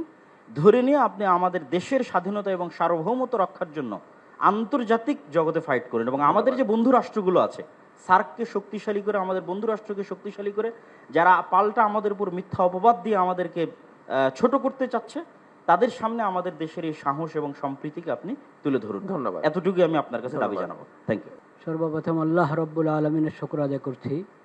আল্লাহ তালা আমাদেরকে এই গুরুত্বপূর্ণ একটা বিষয় নিয়ে ফিকির করতে বসার তৌফিক নসিব করেছেন। এরপর মাননীয় প্রধান উপদেষ্টা সহ বাকি সকলের শুকরিয়া আদায় করছি। আমি সংক্ষেপে যে কথাটা বলতে চাই, আমার নাম আব্দুল মালেক, বাইতুল মুকাররম জাতীয় মসজিদের খতিব এবং দেশের একটি প্রতিষ্ঠান মার্কাজুদ দাওয়া আল ইসলামিয়া ঢাকা, এই প্রতিষ্ঠানের শিক্ষা বিভাগীয় প্রধান। যে কথাটি আমি বলতে চাচ্ছি সেটা হলো, সম্প্রীতি যদি আমরা চাই, আছে আলহামদুলিল্লাহ, এটাকে যদি বাকি রাখতে চাই, তাহলে সম্প্রীতি যারা নষ্ট করে সে বিষয়ে আমাদেরকে নমনীয়তার সাথে অনমনীয় ব্যবস্থা গ্রহণ করতে হবে। এখন যে সংখ্যালঘুর কথা আমরা বারবার বলছি না, ইসলামের শিক্ষা কি? ইসলাম বলে, আবু বকর রাদিয়াল্লাহু তাআলা আনহু প্রথম খলিফা নবী করিম সাল্লাল্লাহু আলাইহি ওয়াসাল্লাম, উনি বলেছিলেন, তোমাদের মাঝে যে সবচেয়ে বেশি শক্তিশালী সে আমার কাছে দুর্বল যদি সে জালেম হয়, আর যে সবচেয়ে দুর্বল সে আমার কাছে সবচেয়ে বেশি শক্তিশালী যদি সে মজলুম হয়। এটা হলো বিষয়। জালিম এবং মজলুম, মজলুম যেই হোক তার পক্ষে আমাকে থাকতে হবে, আর জালিম সে যত বড় হোক, যত সংখ্যাগরিষ্ঠ যা যা তার থাকুক, তাকে জুলুম থেকে বিরত রাখা এটা দায়িত্ব। তথ্য সন্ত্রাস এটাকে যদি নিয়ন্ত্রণ না করা হয় তো আমরা সম্প্রীতি ঠিক রাখবো কীভাবে? সম্প্রীতি আছে, তাও এখানে তথ্য সন্ত্রাস করে পেরেশানি করা হবে। এটার ব্যাপারে অনমনীয় হতে হবে তথ্য সন্ত্রাসের বিষয়ে। আর আরেকটা গুরুত্বপূর্ণ বিষয় বলতে চাচ্ছিলাম, আমাদের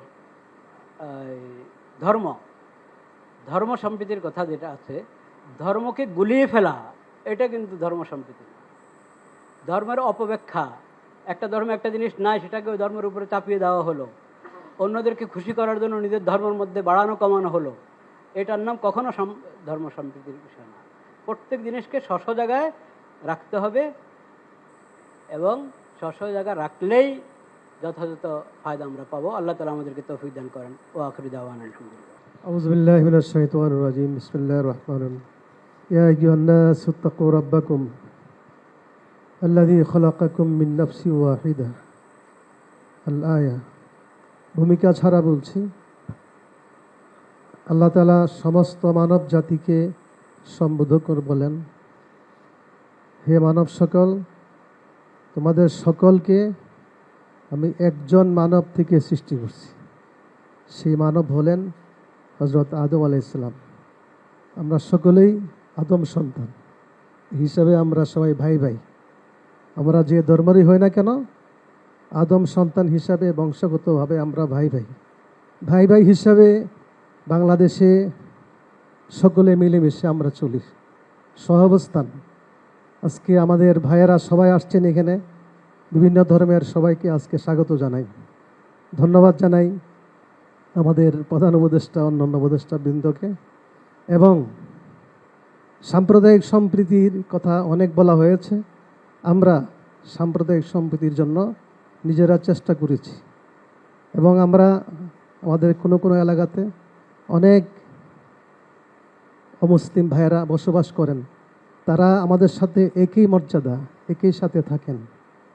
আমরা এক ভাই বলেছেন আলিফ হত্যার পরে আলহামদুলিল্লাহ এখানে কোনো দুর্ঘটনা ঘটে নাই।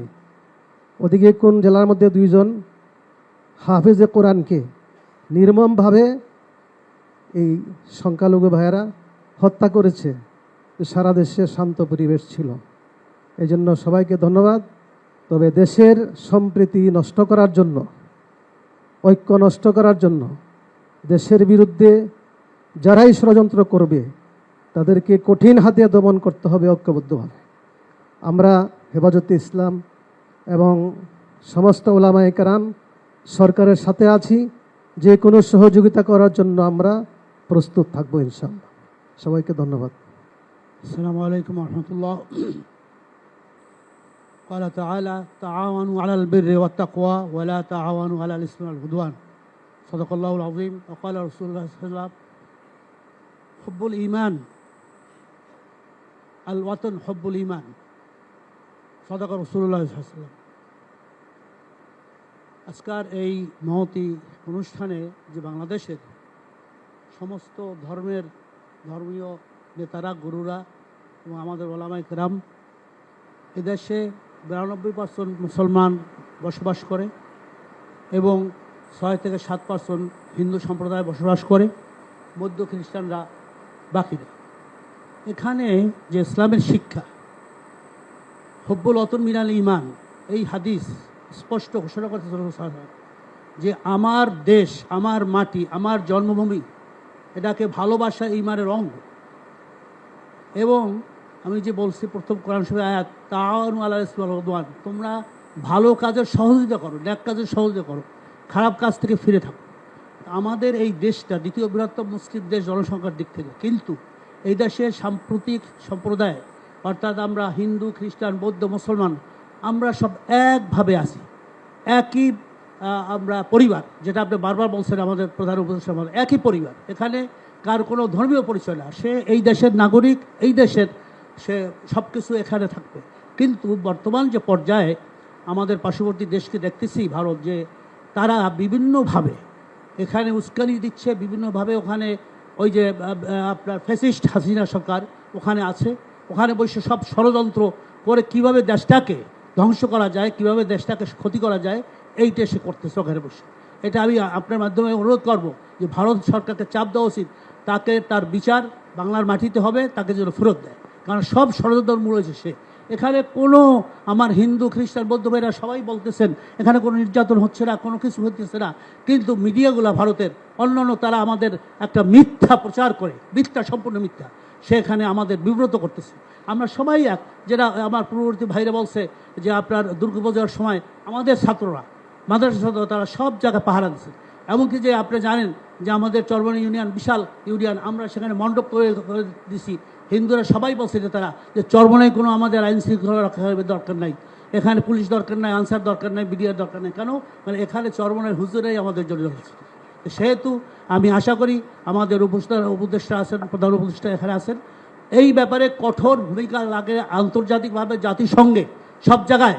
এই যে ভারত আমাদেরকে অস্বস্তিতে রাখছে, এটাকে আপনি যথাযথভাবে ব্যবস্থা নেবেন, কারণ আপনি আন্তর্জাতিক মানের সব জায়গায় গ্রহণযোগ্যতা আছে। আপনি শান্তিতে নোবেল পুরস্কার পেয়েছেন, এটা আমাদের গর্ব। আপনিই পারবেন ইনশাল্লাহ। আপনার নেতৃত্বে এদেশে শান্তি, সুখ এবং আগামী দিন যাতে এই দেশে আমরা সবাই একসাথে মিলে একই মায়ের ছায়ার তলায় একই মাটিতে বাংলাদেশ থাকতে পারে। সমস্ত নিবেদন থেকে আল্লাহ আমাদের হেফাজত করুন। আসসালামু আলাইকুম। সংক্ষেপে বলছি, মাননীয় প্রধান উপদেষ্টা, আপনাকে আমরা ধন্যবাদ, কৃতজ্ঞতা জানাচ্ছি। আমার নাম স্বপন বড়ুয়া চৌধুরী, আমি শতাব্দী প্রাচীন বাংলাদেশ বৌদ্ধ সমিতির ঢাকা অঞ্চলের সাধারণ সম্পাদক। সময় সংকীর্ণ, শুধু এইটুকু বলছি আপনাদের সবাইকে, আমরা যারা বৌদ্ধরা আছি, বিশেষ করে সমতলে চট্টগ্রাম, কুমিল্লা, কক্সবাজার, রামুসহ এখন যারা আছি, আমরা খুব ভালো আছি। আমাদের সাথে কারো কোনো সংঘাত হয় না, কেউ আমাদের কোনো অমঙ্গলের চিন্তা করে না। আমরা সবসময় চাই যে আমাদের দ্বারা যেন কারো কোনো ক্ষতিও না হয়। নিজে যদি আমি ঠিক থাকি, কাজেই অন্য একটা কিছু কাউ আমাকে আঘাত করবে, সেরকম আমরা অন্তপক্ষে সমতলের বৌদ্ধরা সেদের চিন্তা করি না। তো আমরা খুব ভালো আছি এবং এভাবেই যেন সামনে থাকতে পারি, সেটাই আমরা কামনা করছি। ধন্যবাদ। অনেক ধন্যবাদ। আমি খালি পরিচয় দিব। আমার নাম জনসন উমরি, গারো কামাল পুরোহিত। আমরা অনেক কথাই বলেছি, সবাই বলেছি, আর সমস্যাগুলো আমরা জানি। সবাই যে কথাগুলো বললো, কিন্তু একটা কথা কেউ বলে নাই, আমি এটা বলতে চাই। আমরা আজকে এখানে যারা উপস্থিত হয়েছি, আমরা নিজ নিজ ধর্মে, নিজ নিজ মন্দিরে, মসজিদে গিয়ে আমরা আমাদের সৃষ্টিকর্তার কাছে প্রার্থনা করব। যারা এই কাজ করে তারা যেন মন ফিরায়, যেন তারা আমাদের মতো ভালো হতে পারে, এবং আমাদের এই অন্তর্বর্তী সরকারকে যেন সৃষ্টিকর্তা সাহায্য দান করেন, যেন সুন্দরভাবে তারা যেন রাষ্ট্র পরিচালনা করতে পারে। সবাইকে ধন্যবাদ। আলহামদুলিল্লাহ ওয়াকাফা ওয়া সালামুন আলা ইবাদিহিল্লাযীনা ইসতাফা মা বা'দ। আলহামদুলিল্লাহ, প্রধান উপদেষ্টা, অন্যান্য উপদেষ্টা এবং উপস্থিত সকলকে আন্তরিক মোবারকবাদ। আমি খুব লম্বা কথা বলবো না, দুই তিনটা কথা। এক নম্বর কথা হলো যে আমরা ছোট থেকে একেবারে বাংলাদেশের স্বাধীনতার পর থেকে এই পর্যন্ত যা দেখছি, আমাদের দেশে ধর্মীয় সম্প্রীতির মধ্যে কোনো বড় ধরনের কোনো সমস্যা আছে এটা আমরা কখনো দেখিনি। যতটুকু আমরা বারবারই উপলব্ধি করেছি বিভিন্ন সময় বিভিন্ন কারণে, এটাকে সামনে এনে এর পিছনে অন্য কিছু উদ্দেশ্য থাকে, সেই উদ্দেশ্য সাধনেই এই বিষয়টাকে সামনে আনা হয়। এজন্য আমি রাষ্ট্রের, বিশেষ করে আমাদের গোয়েন্দা বিভাগ, তাদের মাধ্যমে বিষয়গুলা রাষ্ট্রের সর্বোচ্চ ব্যক্তির কাছে দ্রুত সময়ের মধ্যে সেই সমস্যাগুলা চিহ্নিত হয়ে তার প্রতিকারের জন্য যদি কঠোর ব্যবস্থাপনা গ্রহণ করা হয়, তাহলে এই ধরনের সমস্যা বারবার আসবে না। দ্বিতীয় বিষয়, ওই কর্নার থেকে মৌলানা সাহেব যে কথাটা বলেছেন যে আমাদের পার্শ্ববর্তী রাষ্ট্রে আমাদের সংখ্যালঘু মুসলমান ভাই বোনদের উপরে অব্যাহতভাবে যে ধরনের অত্যাচার, অবিচার, জুলুম চলছে, এই ব্যাপারে আমরা একজন নাগরিক হিসেবে, মানুষ হিসাবে তাদের জন্য যেভাবে সোচ্চার হওয়া দরকার, আমাদের এই ক্ষেত্রে দুর্বলতা আছে। যখন মানুষ নিজ দায়িত্বের ব্যাপারে অসচেতন হয় তখন অন্যরা তার উপরে চেপে বসে। এজন্য আমি এই বিষয়টার প্রতিও বিশেষভাবে দৃষ্টি আকর্ষণ করব। সেই সাথে বর্তমান সারা দুনিয়াতে মিডিয়া তথ্য এর মধ্য দিয়ে মানুষকে অনেক প্রভাবিত করে। অতএব বিভিন্ন মিডিয়ায় যে নেতিবাচক বিভিন্ন সংবাদ আসছে, রাষ্ট্রীয়ভাবে যদি যথাযথ গুরুত্বের সাথে এই বিষয়টার প্রতি নজর দেওয়া হয়, আমাদের জাতীয় মিডিয়া এবং আন্তর্জাতিক মিডিয়ার সামনে আমাদের দেশের বাস্তব চিত্র যদি যথাযথভাবে তুলে ধরার চেষ্টা করা হয়, তাহলে ইনশাআল্লাহ এটা অনেকটা আমরা কাটিয়ে উঠতে পারবো। আর সর্বোপরি দেশের জন্য, দেশের স্বাধীনতা সার্বভৌমত্ব রক্ষায় এবং দেশের মধ্যে যে সাম্প্রদায়িক সম্প্রীতি বাস্তবে আছে, এটা যেন কোনো ষড়যন্ত্রের মাধ্যমে বিনষ্ট না হতে পারে, এটার জন্য আমরা ঐক্যবদ্ধ ছিলাম, ইনশাআল্লাহ ঐক্যবদ্ধ আছি, ঐক্যবদ্ধ থাকব। সরকারের যে কোনো এই জাতীয় পদক্ষেপে এদেশের সকল মানুষ ইনশাআল্লাহ ঐক্যবদ্ধ থাকবে। সকলকে ধন্যবাদ। ছোট্ট একটা ঘটনা বলবো, আমি আসলে বক্তৃতা করব না। 5ই আগস্টের পরে আমাদের ছাত্র শিক্ষকরা অমুসলিমদের উপাসনালয়গুলো পাহারা দিচ্ছিল। ঢাকেশ্বরী মন্দির লালবাগের ঠিক পাশে, এটা একটা ওদের কেন্দ্রীয় মন্দিরের মতো। তো একদিন সেখানে ভিজিটে গেলাম যে ছেলেরা ঠিক মতো দায়িত্ব পালন করতেছে কিনা। ভেতরে গিয়ে দেখি হিন্দু সম্প্রদায়ের লোকদের মধ্যে দুটো গ্রুপ তৈরি হয়ে মন্দিরের দুই পাশে যুদ্ধ করবে এই অবস্থায় আছে। সঙ্গে সঙ্গে ছেলেদের বললাম তোরা বাইরে থেকে পাহারা দাও। একটু পরে ওরা দুই গ্রুপ মিলে ভেতরে মারামারি করবে আর বলবে যে এই হুজুররা বাইরে থেকে এসে মারামারি করেছে। সঙ্গে সঙ্গে ওই অঞ্চলে আমাদের সেনাবাহিনীর যে দায়িত্বশীল ব্যক্তি ছিলেন তাকে বলবো আপনি আসেন, এখানে তো ভয়াবহ পরিস্থিতি। বাংলাদেশ সাম্প্রদায়িক সম্প্রীতির দেশ, ইসলাম সাম্প্রদায়িক সম্প্রীতির কথা বলে। এদেশে সাম্প্রদায়িক ঝামেলা কেন থাকবে? থাকতেই পারে না। ওনারাও বলছেন এই কথা। প্রতিদিন বাংলাদেশের 3টা-4টা এক একজন আলেম এখানে 10-20 হাজার লোকের সামনে বক্তৃতা করে। যেখানেই যাচ্ছি সংখ্যালঘু অমুসলিম ভাইদের সঙ্গে বসছি, কেউ অভিযোগ করছে না। মূলত পাবলিক টয়লেট থেকে পার্লামেন্ট পর্যন্ত সর্বত্র ফেসিবাদ প্রতিষ্ঠা করেছে পলাতক সরকার। আজকে ঝামেলাগুলো হচ্ছে সব জায়গায় ফেসিবাদ প্রতিষ্ঠা হয়েছে এবং সেই জায়গা থেকেই ফেসিবাদ প্রতিরোধ করবার লোকজন তৈরি হয়ে গেছে। এই গণ্ডগোলগুলো ধর্মের কারণে নয়, ধর্মের কারণে হতেই পারে না। তারপরেও আমি বলবো আমরা সরকারকে সহযোগিতা করছি। অমুসলিম নেতৃত্ব যারা আসছেন আপনারা বলবেন, আমরা সরকারের পাশাপাশি বাংলাদেশের যেখানেই আপনারা নিরাপত্তাহীনতায় ভুগবেন আমরা আপনাদের পাশে দাঁড়াবো। শ্রদ্ধেয় উপস্থিত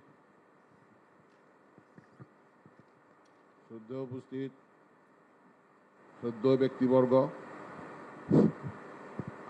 আমার পরিচয় হচ্ছে আমি সিদ্ধেশ্বরী কালী মন্দিরের সেবায়িত এবং পুরোহিত। আমার একটা ছোট্ট পরিচয় দিই, এতে কেউ আমাকে ভুল বুঝবেন না।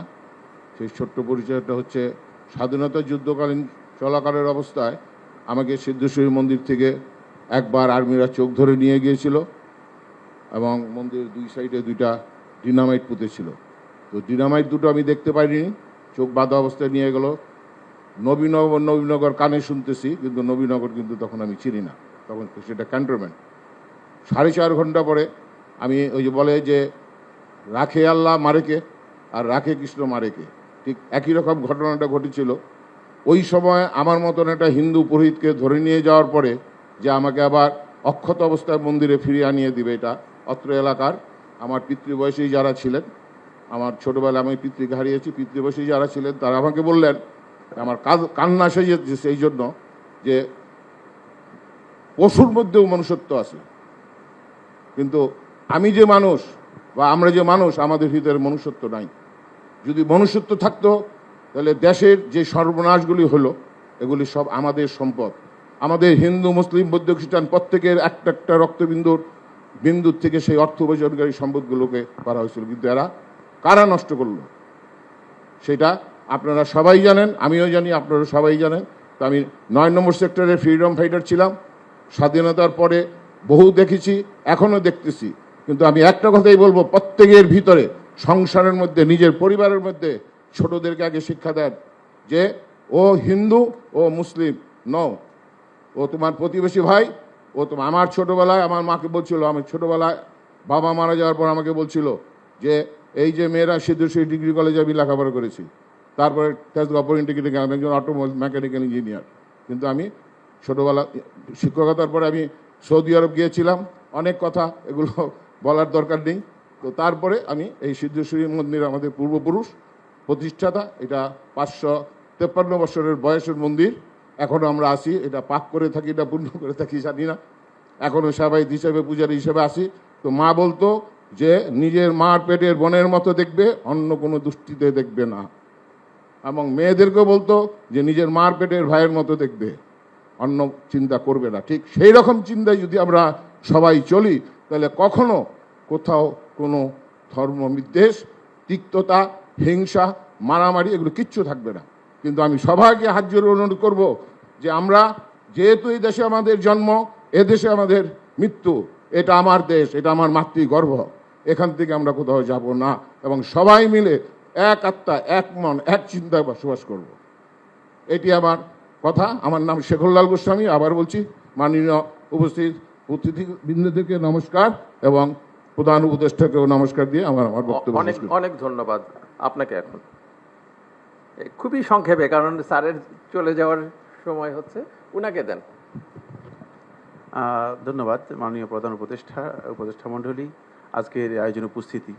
আসলে কথা সব এসে গিয়েছে এবং অনেক লম্বা কথা হয়েছে, এজন্য আমি আর লম্বা কোনো বক্তব্য বা আলোচনা করতে যাচ্ছি না।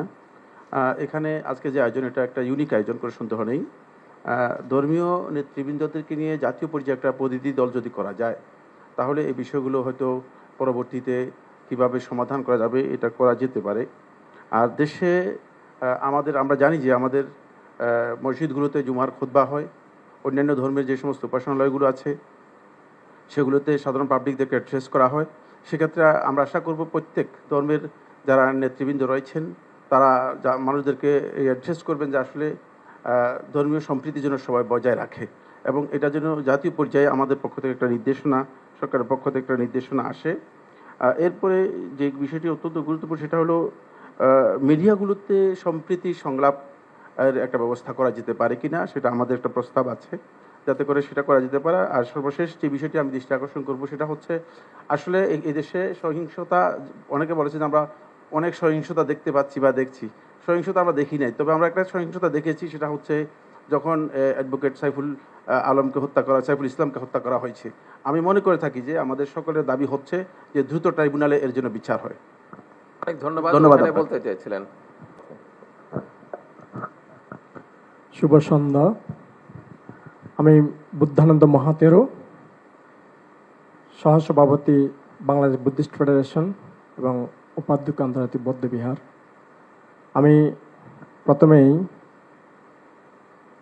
আমাদের চট্টগ্রামের সন্তান, নোবেল লরিয়েট, আমি ডক্টর মোহাম্মদ ইউনুস সাহেবের প্রতি অভিনন্দন জানাচ্ছি। আমরা গৌরবান্বিত।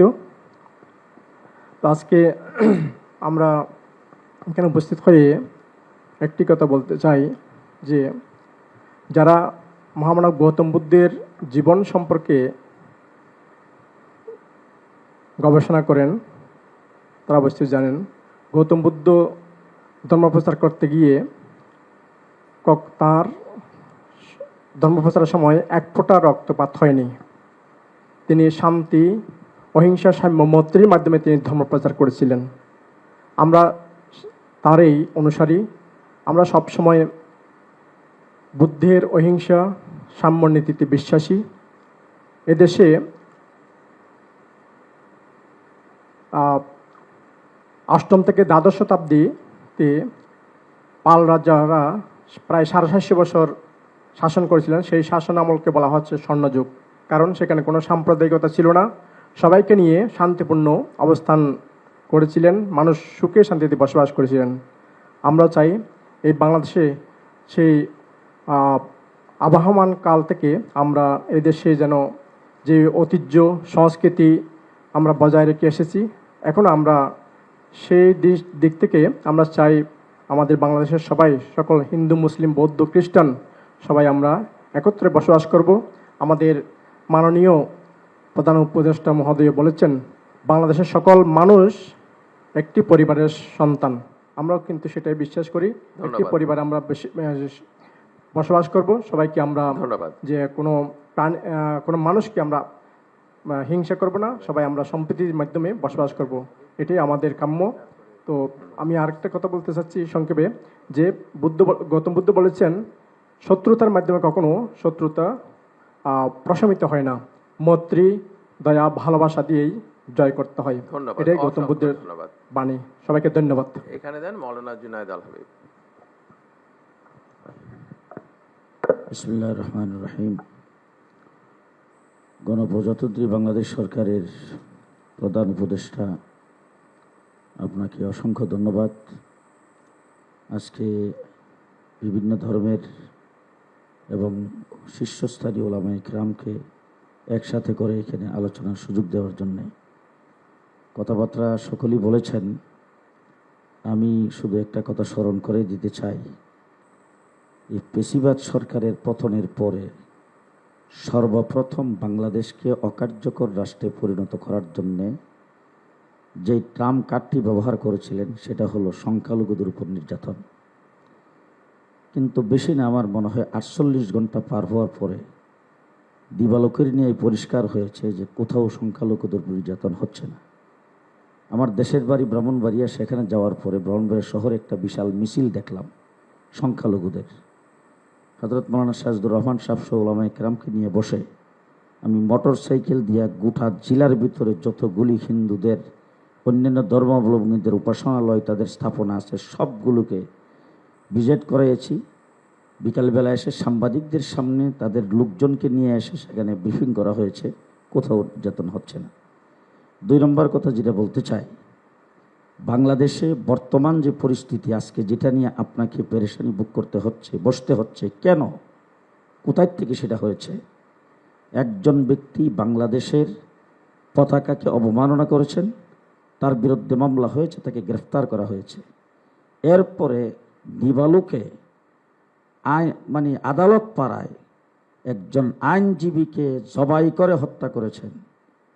এরপর থেকেই বাংলাদেশের এই পরিস্থিতির সৃষ্টি হয়েছে। এইটাকে পুঁজি করে পরাজিত শক্তি ভারতে বসে বাংলাদেশের স্থিতিশীলতাকে অস্থিতিশীল করার চেষ্টা করছেন। বাংলাদেশের কিছু মিডিয়া যারা ওই পেশিবাদকে সবসময় সমর্থন করেছেন, সেই মিডিয়াগুলোতে এখনও তারা কাজে বহাল, তারাই বাংলাদেশের এই গোলাপানিতে মাছ শিকার করার চেষ্টা করছেন। সর্বশেষ আমি উপদেষ্টা মণ্ডলী এবং প্রধান উপদেষ্টাকে বলবো, বাংলাদেশে পেশিবাদ সরকার ক্ষমতায় ছিল, তারও একটা বিরোধী দল ছিল। যখনই যে সরকার ক্ষমতায় আসে তার একটা বিরোধী দল থাকে, কিন্তু আপনার কোনো বিরোধী দল নাই। অল বাংলাদেশের সমস্ত জনগণ, সকল শ্রেণীর জনগণ মিলে আন্দোলন সংগ্রামের পরে আপনাকে সেই বিপ্লব করে সেই দায়িত্ব দিয়েছেন আপনাদেরকে। আপনারা শক্ত হন, কঠোর হন। রাষ্ট্রদ্রোহিতার কার্যক্রম কেউ করবে, রাষ্ট্রের অবমাননা কেউ করবে, কঠোর হস্তে দমন করা হবে। সাম্প্রদায়িক সম্প্রীতি নষ্ট করবে, কঠোরভাবে দমন করা হবে। পেশিবাদের পক্ষে কেউ দালালি করতে চাবে, কঠোরভাবে দমন করতে হবে। সর্বশেষ বাংলাদেশ থেকে ভারতে যে মুসলমানদের উপর নির্যাতন হচ্ছে, ভারতে মুসলমানদের মসজিদের মধ্যে আক্রমণ করা হচ্ছে, এই ব্যাপারে আমরা সকলে মিলে প্রতিবাদ করব। অন্তর্বর্তীকালীন সরকার। ধন্যবাদ। ওনার কাছে মাইক্রোফোনটা দেন, ওনার কাছে দেন মাইক্রোফোনটা।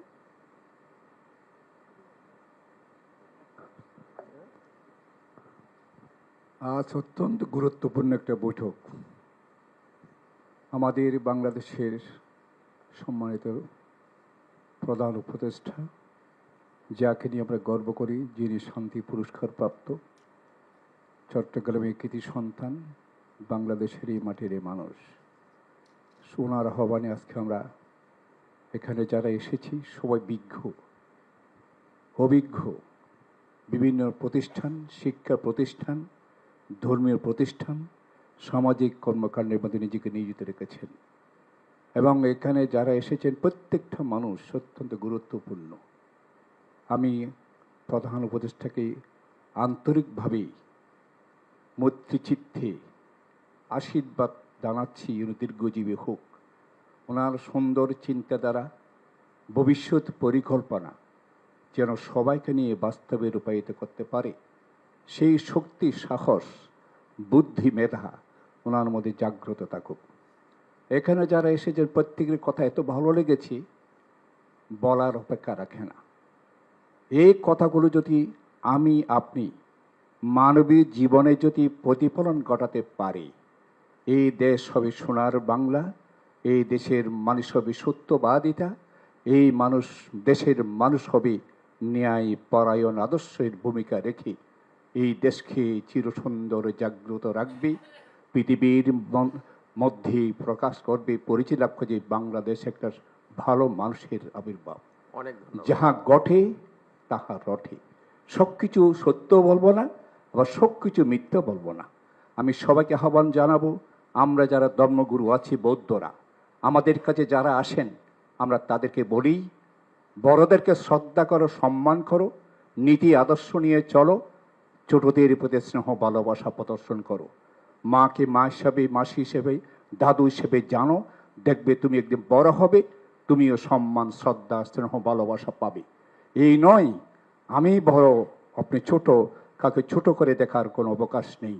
সেই ছোট ছেলে একদিন বড় হবে, রাষ্ট্রনায়ক হবে, সমাজপতি হবে, একজন বিদ্বান হয়ে বাংলাদেশের গৌরব বর্ধিত হবে। সুতরাং সবাইকে আহ্বান জানাবো, যারা ধর্মগুরু আছেন, আমরা যারা আছি, আপনাদের কথা যেভাবে শুনবে আমাদের কথা শুনবে। সবসময় এইভাবে বলবেন, তুমিও মানুষ, আমিও মানুষ, তোমার রক্ত লাল, আমার রক্ত লাল, আমার মধ্যে ব্যতিক্রম নাই, কিন্তু আচরণগত যেন খারাপ কিছু পরিলক্ষিত না হয়। আপনাদের দ্বারা ধর্মগুরুদের অনেক কিছু হবে, এই কথাটা সত্য। এটা যদি মাথায় রাখি তাহলে উনি যে আজকে আমাদেরকে প্রধান প্রদর্শক, যেই উপদেষ্টা, যেভাবে আহ্বান জানিয়েছেন, সেই ওনার মানে চিন্তা চেতনা, আগমন অর্থাৎ আলোচনা সার্থক হবে।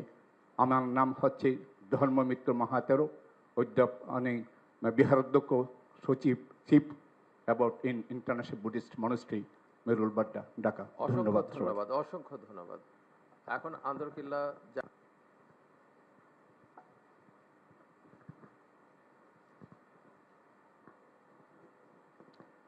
বিসমিল্লাহির রহমানির রহিম। আলহামদুলিল্লাহি রাব্বিল আলামিন ওয়াল আকিবাতু লিল মুত্তাকিন ওয়াস সালাতু ওয়াস সালামু আলা রাসূলিহিল আমিন ওয়া আলা আলিহি ওয়া আসহাবিহি আজমাইন। আম্মা বা'দ। আমরা আজ আমাদের বাংলাদেশের গৌরব, আমাদের প্রধান উপদেষ্টা, সম্মানিত ব্যক্তি এবং ওনার সহকর্মীবৃন্দ, হযরত উলামায়ে কেরাম, বিভিন্ন ধর্মীয় গুণীজন, সবাইকে সালাম দিচ্ছি, আসসালামু আলাইকুম ওয়া রাহমাতুল্লাহ। আমি এখনই আপনাদের ডাকে হাজির হয়েছি, কেন আমি খবর পেয়েছি প্রায় 12:30টার সময়, আসতে সময় লেগেছে, এই জন্য আমি আসলে দুঃখিত। আশা করি আপনারা সবাই ক্ষমার দৃষ্টিতে দেখবেন। আজকে বাংলাদেশের যে পরিস্থিতি আমরা লক্ষ্য করছি, আসলে এটা খুবই বেদনাদায়ক এবং এটা অন্তত এ দেশের জন্য এই কাজগুলি মানায় না। তা আমরা ইসলামের সৌন্দর্য সবাইকে বুঝাবার জন্য মাঠে ময়দানে আছি এবং ঐক্যকে মজবুত করে রাখার জন্য আমরা সকলকে সে প্রেরণা দেই এবং তাদেরকে উৎসাহ দেই। কারণ আমার আন্দরকিল্লা মসজিদের কাছেই হলো চট্টগ্রামের সবচেয়ে বড় পূজা মণ্ডপ। প্রত্যেক জুমায় আমি মানুষকে, মুসাল্লিদেরকে অনুরোধ করি যেন প্রত্যেকের ধর্ম প্রত্যেকে পালন করতে পারে, সেই সুযোগ সবাইকে দিতে হবে। এবং আমাদের ঐতিহ্যশাহী মসজিদ, যেটার বয়স হলো প্রায় 500 বছর আগের, এই মসজিদের মুসাল্লিদের থেকে আজ পর্যন্ত কোনো অপ্রীতিকর ঘটনা আমরা ঘটেছে এটা দেখিনি। এবং হিন্দু ভাইদেরকেও আমরা সেখানে নিরাপদ থাকার জন্য আমরা তাদেরকে পরামর্শ দিয়েছি এবং আমরাও চেষ্টা করেছি কোনো রকমের বিশৃঙ্খলা যেন এই দেশে না হয়, কারণ এই দেশ নতুন করে পেতে অনেক মায়ের কোল খালি হয়েছে, অনেক সন্তান ভবিষ্যৎ যাদের উপরে মা বাবার ছিল, আকাঙ্ক্ষা ছিল, তারা আজ পৃথিবীতে নাই। তারা নিজের জীবনের বিনিময়ে, রক্তের বিনিময়ে আমাদেরকে নতুন বাংলাদেশ উপহার দিয়েছে। এই দেশকে হেফাজত করা আমাদের প্রত্যেকের দায়িত্ব। আমরা যদি দায়িত্ব পালন না করি, আইন্দাল্লাহ, আল্লাহর দরবারে প্রথম জবাব দেওয়া লাগবে। এই জন্য প্রধান উপদেষ্টা মহোদয়কে আমি বলবো, আশ্বাস দিব, ইনশাআল্লাহ বাংলাদেশের উন্নয়নের জন্য, হেফাজতের জন্য, সবকে একত্রিত করার জন্য সরকার যে পদক্ষেপ নেয়, চট্টগ্রামবাসী আপনার সাথে আছে। যে কোনো মূল্যে আমরা আপনার সাথে থাকব, ন্যায় প্রতিষ্ঠার জন্য। অন্যায় কাজে আমরা কোনো দিন কাউকে সহযোগিতা করি নাই, করবও না। এটি হলো ইসলামের আইন, তাআওয়ানু আলাল বিররি ওয়াত তাকওয়া ওয়া লা তাআওয়ানু আলাল ইসমি ওয়াল উদওয়ান। ভালো কাজে সহযোগিতা করে, এটা আল্লাহর আদেশ। অসৎ কাজ থেকে বিরত থাকো, এটাও আল্লাহর আদেশ। এই জন্য আমরা আমাদের মন থেকে আজ বলছি, প্রধান উপদেষ্টা আমাদের চট্টগ্রামের গৌরব। আমিও আপনাদের চট্টগ্রামের বড় মসজিদের খেদমতে আছি। আশা করি আপনার ন্যায় কোনো কাজের জন্য, বাংলাদেশকে হেফাজতের জন্য যে কোনো সময় ডাক দিবেন, আমরা উপস্থিত হব ইনশাআল্লাহ। ধন্যবাদ। আমাদের আসসালামু আলাইকুম। অলরেডি আমাদের পরবর্তী প্রোগ্রামে